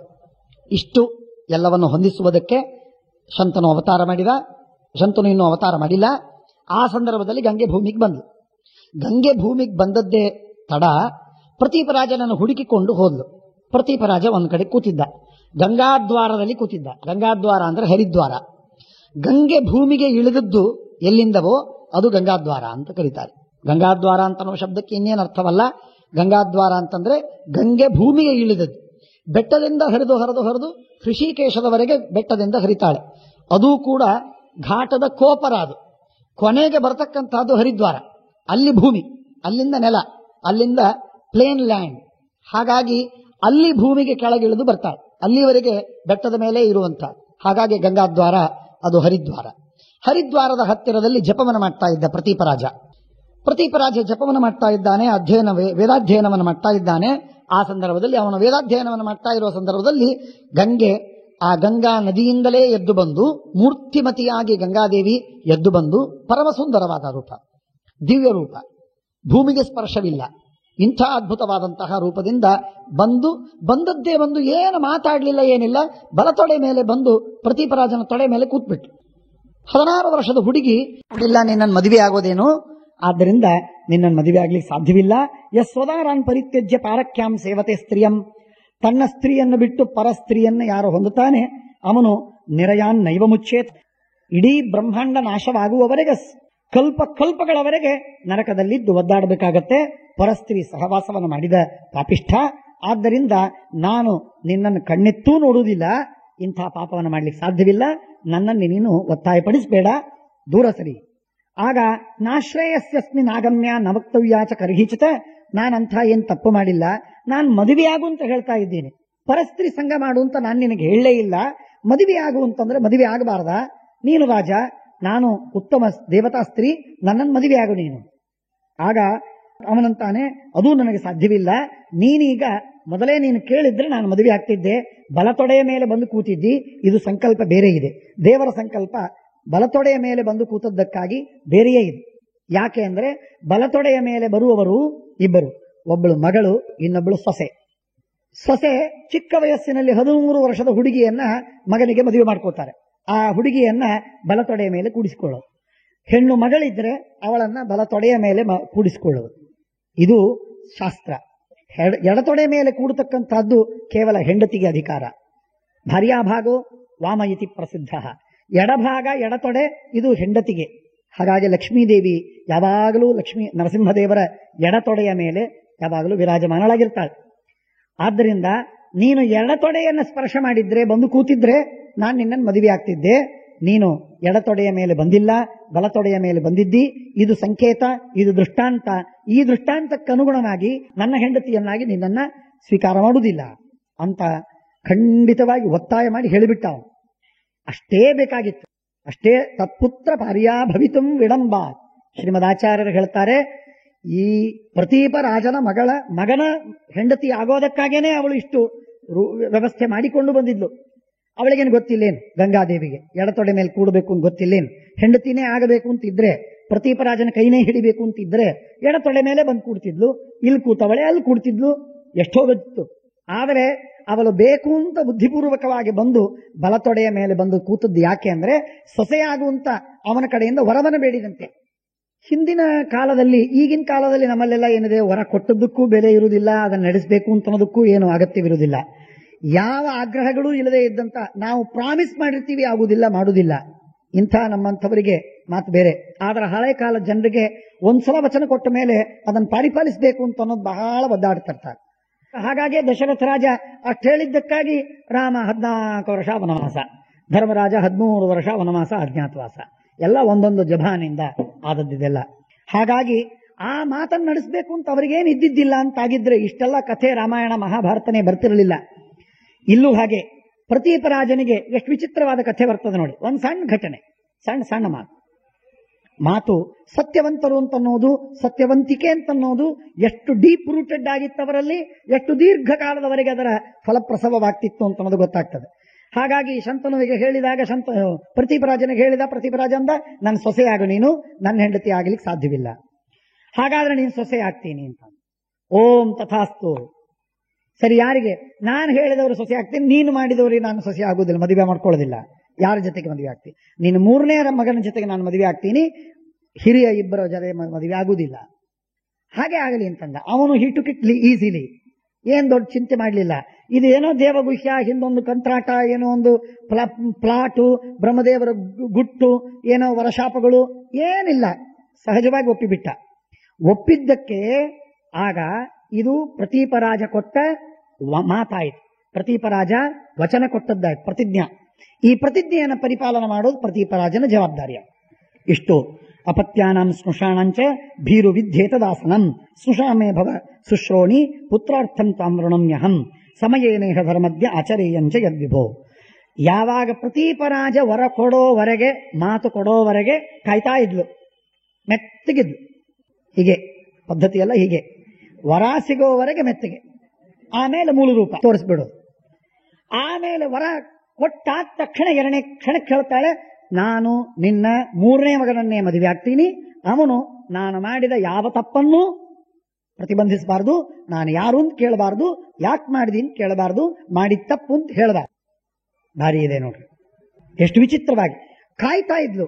ಬೇಕು ಅಂತ ಬಲತೊಡೆ ಮೇಲೆ ಹೋಗಿ ಕೂತ್ಲು, ಮದುವೆ ಆಗ್ತೀನಿ ಅಂತ ಹೇಳಿದ್ಲು. ಇಷ್ಟೆಲ್ಲ ನಾಟಕ ಮಾಡಿ ಕೊನೆ ಅವನಿಂದ ಪ್ರತಿಜ್ಞೆಯನ್ನು ಬೇಡಿ, ಅವನ ಪ್ರತಿಜ್ಞೆ ಮಾಡಿದ ಮೇಲೆ ಅವನನ್ನು ಕಟ್ಟಿ ಹಾಕಿ ಆಮೇಲೆ ತನ್ನ ಬೇಡಿಕೆಯನ್ನು ಇಡ್ತಾಳೆ. ನಾನು ಯಾರು ಅಂತ ಕೇಳಬಾರ್ದು, ನಾನು ತಪ್ಪು ಮಾಡಿದ್ದನ್ನು ಮಾಡಬಾರ್ದು ಅಂತ ಹೇಳಬಾರ್ದು, ಯಾಕೆ ಮಾಡ್ತೀನಿ ಅಂತ ಕೇಳಬಾರ್ದು. ಹಾಗಿದ್ರೆ ನಾನು ಮದುವೆ ಆಗ್ತೀನಿ, ಇಲ್ಲದೇ ಇದ್ರೆ ಆಗುವುದಿಲ್ಲ. ಬಿಡು ಅಂತಂದ್ರೆ ನೀನು ಪ್ರತಿಜ್ಞಾ ಭಂಗ ಆಗತ್ತೆ, ವಿಪಕ್ಷೇ ಬಾಧಕ. ಅದನ್ನಿಟ್ಟು ನಾನು ಮದುವೆ ಆಗಲೇಬೇಕು ಅಂತ ವ್ಯವಸ್ಥೆ ಮಾಡಿಕೊಂಡ. ಇಷ್ಟಾಯ್ತು. ಸಮಯೇನೇಹ ಧರ್ಮದ್ಯ ಆಚರೇಯಂಚ ಯದ್ವಿಭೋ ತತ್ಸರ್ವಮೇವ ಪುತ್ರಸ್ತೆ ನಮೀಮಾಂಸೇತ ಕರಘಿಚಿತ ಎಂದು ಅದನ್ನು ವಿಚಾರ ಮಾಡಬಾರದು ಅಂತ ಹೇಳ್ತಾ ಇಷ್ಟ ಮಾತಾಡ್ತಾ ಆಡ್ತಾನೆ ಕಣ್ಮುಂದೆ ನಿಂತಿದ್ದಾಳೆ ಅದೃಶ್ಯಲಾದ. ಅಂತರಧೀಯತೆ, ದೇವತಾ ಸ್ವರೂಪದಿಂದ ಬಂದಿದ್ಲು, ದೇವತಾ ಸ್ವರೂಪದಿಂದಲೇ ಅದೃಶ್ಯಳಾದ್ಲು. ಇಷ್ಟಾದ ಮೇಲೆ ಇವನಿಗೆ ಮಕ್ಕಳಿದ್ದಿದ್ದಿಲ್ಲ, ತಪಶ್ಚರ್ಯ ಮಾಡಿದ. ಪ್ರತೀಪರಾಜ ಅಂತೂ ನನಗೆ 3 ಜನ ಮಕ್ಕಳಾಗ್ತಾರೆ ಅಂತ ಆಯ್ತು ಇವಳ ಮಾತಿನ ಪ್ರಕಾರ ಅಂತ ಹೇಳಿ ಅವನು ತಪಶ್ಚರ್ಯ ಮಾಡಿದ. ದೇವಾಪಿ ಹುಟ್ಟಿದ, ಬಾಲ್ಯೀಕ ಬಂದ, ಶಂತನು 3ನೇದವನು ಅವತಾರ ಮಾಡಿದ. ಶಂತನು ಅವತಾರ ಮಾಡಿದ ಮೇಲೆ ಸ ಮಹಾಭಿಷಕ್ ಶಂತನು ಅವನು ಬಂದ. ಆಗ ಇಷ್ಟೆಲ್ಲ ಮಾಡಿದಾಗ ಶಂತನು ದೊಡ್ಡವನಾಗ್ತಾ ಆಗ್ತಾ ಇರುವಾಗ ಯೋಗ್ಯವಾದ ಕಾಲದಲ್ಲಿ ಮದುವೆ ಮಾಡೋ ಕಾಲದಲ್ಲಿ ಬಂದಾಗ ಅವನಿಗೆ ಕರೆದು ಒಂದು ಮಾತನ್ನು ಹೇಳ್ತಾನೆ ಪ್ರತೀಪರಾಜ. ಇನ್ನೇನು ಸಾಯೋ ಹೊತ್ತು ಬಂದಿದೆ. ಆಗ ಹೇಳಿದ ಪ್ರತೀಪರಾಜ ಏನ್ ಹೇಳ್ತಾನೆ ಶಂತನುವಿಗೆ. ಶಂತನು, ಒಂದು ಹಿಂದಕ್ಕೆ ನಾನು ಹರಿದ್ವಾರದಲ್ಲಿ ಗಂಗಾ ನದಿ ದಂಡೆ ಮೇಲೆ ನಾನು ಜಪ ಮಾಡ್ತಾ ಇರುವಾಗ ಸಾಕ್ಷಾತ್ ಗಂಗಾದೇವಿ ನನ್ನ ಹತ್ರ ಬಂದು ಒಂದು ವರವನ್ನು ಬೇಡಿದ್ಲು, ಮದುವೆ ಆಗೋ. ನಾನು ಮದುವೆ ಆಗುವುದಿಲ್ಲ ಅಂತ ಹೇಳಿದೆ. ಆಗ ನಿನ್ನನ್ನು ಮದುವೆ ಆಗ್ತೀನಿ ಅಂತ ಅವಳು ವರವನ್ನು ಬೇಡಿದ್ದಾಳೆ. ನಾನು ಕೊಟ್ಟೆ, ಆಗಲಿ ಅಂತ ಹೇಳಿದ್ದೀನಿ. ಈಗ ಅವಳು ನಿನ್ನನ್ನ ಬಂದು ಸ್ವೀಕಾರ ಮಾಡಿದರೆ ನೀನು ಮದುವೆ ಆಗಬೇಕು, ನನ್ನ ಮಾತನ್ನು ಉಳಿಸಬೇಕು ನೀನು. ಒಂದು. ಎರಡನೇದಾಗಿ ಅವಳು ಯಾರು ಅಂತ ಕೇಳಬಾರ್ದು. ಯಾರೋ ಹೆಣ್ಣು ಬಂದು ನಾನು ನಿನ್ನ ಮದುವೆ ಆಗ್ತೀನಿ ಅಂತ ಹೇಳಿದ್ರೆ ಕೇಳಬಾರದು ನೀನು ಯಾರು ಅಂತ. ಅಂದ್ರೆ ಎಂಥ ಭಯಾನಕವಾದ ವರ ಇದು, ವಿಚಿತ್ರ. ಸ್ವಲ್ಪ ಏನು ಪೂರ್ಣ ದೇವರ ಮೇಲೆ ಭರವಸೆ ಇಟ್ಟೇ ಈ ಮಾತನ್ನು ಹೇಳಿರ್ಬೇಕು ಅವನು. ಯಾಕಂದ್ರೆ ಇನ್ಯಾರೋ ಹೆಂಡತಿ ಬಂದ್ರೆ, ಯಾರೋ ಹುಡುಗಿ ಬಂದು ನಾನು ನಿನ್ನನ್ನು ಮದುವೆ ಆಗ್ತೀನಿ ಅಂತ ಹೇಳಿದ್ರೆ ಏನ್ ಮಾಡುದು? ನೀನ್ ಯಾರು ಅಂತ ಕೇಳಬಾರದು, ಅವಳು ಮಾಡಿದ ತಪ್ಪನ್ನ ನಿಷೇಧಿಸಬಾರದು, ಯಾಕೆ ಮಾಡ್ತೀನಿ ಅಂತ ಕೇಳ್ಕೋಬಾರ್ದು. ಈ 3 ವರಗಳನ್ನ ಬೇಡಿದ್ದಾಳೆ. ನಾನು ಆ ಮಾತಿಗೆ ಆಗಲಿ ಅಂತ ಹೇಳಿದ್ದೀನಿ. ಹಾಗಾಗಿ ನೀನು ಅದನ್ನ ಕೇಳಬೇಡ, ಆ ಹುಡುಗಿ ಬಂದ್ರೆ ಮದುವೆ ಆಗು. ಶಂತನು ಒಂದೇ ಮಾತಿಗೆ ಒಪ್ಪಿಬಿಟ್ಟ. ತಂದೆ ಮಾತನ್ನು ಕೇಳ್ತಕ್ಕಂಥ ಸಂಪ್ರದಾಯ ಇತ್ತು, ಹಾಗಾಗಿ ಒಪ್ಪಿಬಿಟ್ಟ. ಒಪ್ಪಿ ಅವನ ಮದುವೆಗೆ ಸಿದ್ಧನಾದ, ದೊಡ್ಡವನಾದ. ಪ್ರತೀಪರಾಜ ಪ್ರಾಯ ಇಷ್ಟೊತ್ತಿಗೆ ಅವನು ಗತಿಸಿ ಹೋಗಿದ್ದಾನೆ. ಇಲ್ಲ, ಶಂತನು ಈ ರೀತಿಯಾಗಿ ಇರ್ತಾ ಇರುವಾಗ ಸಾತ್ವಯ ನಾನುಯೋಕ್ತವ್ಯ ಕಾಸಿ ಕಸ್ಯಾಸಿ ಚಂಗನೆ ಎಚ್ಚ ಕುರಿಯಾನ್ನ ತತ್ಕರ್ಮ ಸಾಪ್ರಷ್ಟವ್ಯ ತ್ವಯಾನಘ. ಬಹಳ ಸುಂದರವಾಗಿ ಅದ್ಭುತವಾದಂತಹದ್ದು. ಶಂತನು ರಾಜನಾಗಿ ಉತ್ತಮ ರೀತಿಯಲ್ಲಿ ರಾಜ್ಯವನ್ನು ಆಳ್ತಾ ಇದ್ದಾನೆ, ಬಹಳ ಅದ್ಭುತವಾದ ರೀತಿಯಲ್ಲಿ. ಅಸುಖಾನಾಂ ಅನಾಥಾನಾಂ, ಯಾರ್ಯಾರಿಗೆ ಕ್ಲೇಶ, ಕಷ್ಟ, ದುಃಖ, ಆಪತ್ತು, ದಾರಿದ್ರ್ಯ, ಏನೇನು ಸಮಸ್ಯೆಗಳಿವೆಯೋ ಆ ಎಲ್ಲ ಸಮಸ್ಯೆಗಳು ಕೂಡ ಈ ರಾಜ ಶಂತನು ಒಂದೇ ಮಾತಿಗೆ ಅವರು ಯಾರೇ ಬಂದು ಏನೇ ಪ್ರಾರ್ಥನೆ ಮಾಡಿದರೆ ಆ ಪ್ರಾರ್ಥನೆಯನ್ನು ಪೂರೈಸುತ್ತಿದ್ದ, ಅವರ ಮನೋರಥವನ್ನು ಈಡೇರಿಸುತ್ತಿದ್ದ, ಎಲ್ಲರಿಗೂ ಆಶ್ರಯವನ್ನು ಕೊಟ್ಟಿದ್ದ, ಯಾರಿಗೆ ಕಷ್ಟವಾಗದೇ ಇದ್ದಂತೆ ನೋಡಿಕೊಂಡಿದ್ದ. ಇಷ್ಟು ಮಾತ್ರವಲ್ಲ, ಮೃಗಗಳಿಗೂ ಹಾಗೆ, ಪ್ರಾಣಿಗಳಿಗೂ ಹಾಗೆ, ಪಶು ಪಕ್ಷಿಗಳಿಗೂ ಹಾಗೆ. ಬಹಳ ವಿಚಿತ್ರವಾಗಿ ಸುಖ ಸ್ವಪ್ನ ನಿಬೋಧನಾಹ ಅಂತ ಇತ್ಯಾದಿಯಾಗಿ ಹೇಳ್ತಾರೆ. ಹೀಗೆಲ್ಲ ಇದೆ. ಆಗ ಗಂಗಾ ನದಿ ದಂಡೆ ಮೇಲೆ ಇವನು ಹೋದ, ಬೇಟೆಯಾಡ್ಲಿಕ್ಕೆ ಹೋಗಿದ್ದಾನೆ ಶಂತನು ಹೋಗ್ತಾ ಇರುವಾಗ ಒಬ್ಬ ಹುಡುಗಿಯನ್ನು ನೋಡಿದ, ಭಾರಿ ಸುಂದರಿ, ದೇವತಾ ಸ್ವರೂಪ, ಹೇಳೋದೇ ಬೇಕಾಗಿಲ್ಲ. ಹಾಗಾಗಿ ಅತಿ ಸುಂದರಿಯಾಗಿರತಕ್ಕಂತಹ ಹುಡುಗಿ ನೋಡಿದ, ನೀನನ್ನು ಮದುವೆ ಆಗ್ತೀನಿ ಅಂತ ತಾನೇ ಹೋಗಿ ಕೇಳಿದ. ಅವಳದಕ್ಕಾಗಿ ನಿಂತಿದ್ಲು, ಗಂಗೆನೇ ನಿಂತಿದ್ಲಲ್ಲಿ. ಈ ಸಂದರ್ಭದಲ್ಲಿ ಪ್ರತೀಪರಾಜನ ಹತ್ರ ಬಂದಾಗ ತಾನೇ ಗಂಗಾದೇವಿ ಬಂದು ಕೇಳಿಕೊಂಡಿದ್ಲು, ಯಾಕೆ ವರ ಬೇಕಾಗಿತ್ತು. ಆದ್ರಿಂದ ಈಗ ತನ್ನನ್ನು ಮೋಹಿಸಿ ಅವನೇ ಬಂದು ಬಿಡುತ್ತಾನೆ ಅಂತ ನಮ್ಮ ನಿಶ್ಚಯವಿದ್ದದ್ದಕ್ಕೆ ಶಂತನುವಿನ ಮುಂದೆ, ಶಂತನು ಇನ್ನೂ ಬ್ರಹ್ಮಚಾರಿ, ಅವನ ಎದುರಿನಲ್ಲಿ ಇವಳು ನಿಂತಿದ್ದಾಳೆ ಗಂಗಾ. ನಾನು ನಿನ್ನ ಮದುವೆ ಆಗ್ತೀನಿ ಅಂತ ಬಂದ. ಯಾವಾಗ ಬಂದನೋ ಆಗ ಆಗಲಿ ಅಂತ ಒಪ್ಪಿಕೊಂಡ್ಲು. ಆದರೆ ಒಪ್ಪುವಾಗ ಕರಾರು ಮಾಡಿ ಒಪ್ತಾಳೆ. ಅಪ್ಪ ಹೇಳಿರ್ತಾನೆ, ಬಿಟ್ಟಿರ್ತಾನೆ. ಅಪ್ಪ ಹೇಳಿದ ಮಾತನ್ನು ನೀವು ನಡೆಸ್ತಾನೋ ಇಲ್ಲೋ, ಇರಲಿ ನಾನು ಒಂದ್ಸಲ ಹೇಳಿರ್ತೀನಿ ಅಂತ ಹೇಳಿ ಗಂಗಾದೇವಿ ಹೇಳಿದ್ದು. ನಾನು ಯಾರು ಅಂತ ಕೇಳಬಾರ್ದು, ನಾನು ಎಷ್ಟು ದಿವಸ ಇರ್ತೀನಿ, ನನಗೇನು ಚಿಂತೆ ಇಲ್ಲ ನಿಮ್ಮ ಜೊತೆಗೆ ಇರಲಿಕ್ಕೆ. ಆದರೆ ನಾನು ಯಾರು ನೀವು ಕೇಳ್ತಕ್ಕದ್ದಲ್ಲ, ಇದು ಒಂದು. ಎರಡನೇದಾಗಿ ನಾನು ಮಾಡಿದ ತಪ್ಪನ್ನ ತಪ್ಪು ಅಂತ ಅಂತಕ್ಕದ್ದಲ್ಲ. ಎರಡನೇದು, ಯಾಕೆ ಮಾಡಿದಿ ಅಂತ ನೀನು ನನ್ನನ್ನು ಬೆದರಿಸ್ಲಿಕ್ಕಿಲ್ಲ. ಈ 3 ಇದ್ರೆ ನಾನು ನಿನ್ನ ಜೊತೆಗೆ ಇರಲಿಕ್ಕೆ ತಯಾರು. ನಿನ್ನಂಥವ್ರು ಇದ್ರೆ ಸಾಕು, ನಾನು ಯಾಕೆ ಪ್ರಶ್ನೆ ಕೇಳಿ, ನೀನು ಯಾರಾದ್ರೆ ಏನು ನನಗೆ ಅಂತ ಹೇಳಿ ಮನೆಗೆ ಕರ್ಕೊಂಡು ಬಂದ. ಮದುವೆ ಆದ. ದೇವತಾ ಸಂಕಲ್ಪ ನೋಡ್ರಿ, ಹೇಗೆ ಯಾರ್ಯಾರು ಎಲ್ಲೆಲ್ಲಿ ಏನೇನು ಸೇರ್ತಿರ್ತಾರೆ, ಹೇಗಾಗತ್ತೆ. ಆ ಹುಡುಗಿನ ಕರ್ಕೊಂಡು ಬಂದ. ಅನಾಮಧೇಯ ಹುಡುಗಿ, ಯಾರ ಹೆಸರು ಗೊತ್ತಿಲ್ಲ, ಏನ್ ಪರಿಚಯವಿಲ್ಲ. ಬಂದ, ತಂದ, ಇಟ್ಟ, ಮದುವೆ ಆದ, ಆಯ್ತು, ಮನೆಯಲ್ಲಿದ್ದ. ಆ ರೀತಿಯಾಗಿದ್ದಾನೆ. ಸಂಸ್ಮೃತೇವ ಸ್ವಯಂ ನೃಪಂ. ಆಗ ಪ್ರತೀಪ ವಚನವನ್ನ, ತಮ್ಮ ತಂದೆಯ ಮಾತನ್ನ ನೆನೆಸಿಕೊಂಡು ನಮ್ಮಪ್ಪನು ಹೀಗೆ ಹೇಳಿದ್ದ, ಯಾರೋ ಒಂದು ಹುಡುಗಿ ಹೇಳ್ತಾಳೆ ನಿನಗೆ ಅವಳನ್ನು ಮದುವೆ ಆಗುವಂತ. ಹಾಗಾದ್ರೆ ಇದೇ ಹುಡುಗಿ ಇರಬೇಕು, ಅಥವಾ ಇದು ಇನ್ನೊಂದು ಡೂಪ್ಲಿಕೇಟ್ ಗೊತ್ತಿಲ್ಲ, ಇದೇ ಇರಬೇಕು ಅಂತ ವಿಶ್ವಾಸದಿಂದ ನಂಬಿ ಮದುವೆಯಾದ. ಅಂತೂ ಅವಳನ್ನು ಮದುವೆಯಾಗಿ ಕರ್ಕೊಂಡು ಬಂದ. ನತುತ್ತಮ ದ್ವಿತೀಯೋವ ಜ್ಞಾತುಮಿಚ್ಛೇತ್ ಕಥಂಚನ. ನೀನು ಕೇಳಬಾರ್ದಿಷ್ಟೇ ಅಲ್ಲ, ಯಾರ ಕಡೆಯಿಂದಲೂ ಕೇಳಿಸಬಾರದು. ನೋ ಎಸ್ಪಿಯೋನೇಜ್, ಏನೂ ನಡೆಯುವುದಿಲ್ಲ. ನಾನೇನಿದ್ದೀನಿ ಬಸ್ ಮುಗಿದೋಯ್ತು. ನನ್ನನ್ನು ನೀವು ಯಾರು ತನಿಖೆ ಮಾಡ್ಲಿಕ್ಕೆ ಬರಬೇಡ್ರಿ. ನಾನೇನು ಮಾಡ್ತೀನಿ, ಸ್ಕ್ಯಾಮ್ಗಳನ್ನು ಮಾಡ್ತಿರ್ತೀನಿ, ಯಾವುದೂ ನನ್ನ ಹತ್ರ ಬರಬೇಡಿ. ಎತ್ತು ಕುರಿಯಾಂ ಅಹಂ ರಾಜನ್ ಶುಭಂ ವಾ ಯದಿ ವಾ ಶುಭಂ. ಶುಭವಾದ ಕೆಲಸವನ್ನು ಮಾಡಬಹುದು, ವ್ರತ ಉಪವಾಸ ದಾನ ಧರ್ಮ ಮಾಡ್ತಿರ್ಬೋದು, ಯಾಕೆ ಮಾಡ್ತೀನಿ ಕೇಳಬೇಡ. ಅಪವಾದ ಏನೋ ಪಾಪಗಳನ್ನು ಮಾಡ್ತಿರ್ಬೋದು, ನನ್ನನ್ನು ಕೇಳಬೇಡ, ನೀನು ಯಾಕೆ ಮಾಡಿದಿ ಅಂತ. ನಾನೇನ್ ಮಾಡ್ತೀನಿ, ನನ್ನನ್ನು ಬಿಟ್ಬಿಡು. ಸ್ತ್ರೀ ಸ್ವಾತಂತ್ರ್ಯ ಅರ್ಹತಿ, ನನಗೆ ಸ್ತ್ರೀ ಸ್ವಾತಂತ್ರ್ಯ ಉಂಟು. ನಾನೇನು ಮಾಡ್ತೀನಿ ಅದನ್ನು ಕೇಳದೆ ಇದ್ರೆ ನಿನ್ನ ಹೆಂಡತಿ, ಇಲ್ಲದೆ ಇದ್ರೆ ನಾನು ಬಿಟ್ಟೆ. ಪ್ರತಿಜ್ಞಾಯತ ತತ್ತಸ್ಯಾಹ ತಥೇತಿ ಮನುಜಾಧಿಪ, ಆಗಲಿ ಅಂತ ಒಪ್ಪಿಕೊಂಡು ಮನೆಗೆ ಕರ್ಕೊಂಡು ಬಂದು ಮದುವೆಯಾದ. ದಿವ್ಯ ರೂಪಾಹಿ ಸಾದೇವಿ ಗಂಗಾ ತ್ರಿಪಥಗಾಮಿನಿ ಮಾನಸಂ ವಿಗ್ರಹಂ ಕೃತ್ವ. ವಿಚಿತ್ರ, ಬಹಳ ವಿಚಿತ್ರ ನೋಡ್ರಿ. ಯಾರವನು ಶಂತನು, ಆ ಶಂತನು ನೆಲದ ಮೇಲೆ ನಡೆಯೋದು, ಗಂಗಾದೇವಿ ಹಾರಿ ಹಾರಿ ನಡೆಯೋದು. ಯಾಕೆ ದೇವತಾ ಸ್ತ್ರೀ, ಭೂಮಿ ಮುಟ್ಟೋದಿಲ್ಲ. ಹೀಗೆ ನಡೀತಾ ಇದ್ರು ಅಂತಂದ್ರೆ ಏನೇನು ತಿಳ್ಕೋಬೇಕು, ಭೂತ ಅಂತ ತಿಳ್ಕೋಬೇಕು ಜನ. ಅದಕ್ಕೆ ಮಾನಸಂ ವಿಗ್ರಹಂ ಕೃತ್ವ, ಮನುಷ್ಯರಂತೆ ವ್ಯವಹಾರವನ್ನು ಮಾಡ್ಲಿಕ್ಕೆ ಶುರು ಮಾಡಿದ್ವಿ. ಅದು ಇಚ್ಛೆ, ಆಪ್ಷನಲ್. ಬೇಕು ಅಂತಂದ್ರೆ ಮನುಷ್ಯರಂತೆ ನೆಲದ ಮೇಲೆ ನಡಿಬಹುದು, ಕಣ್ಣು ರೆಪ್ಪೆ ಬಡಿಬಹುದು ಇತ್ಯಾದಿ.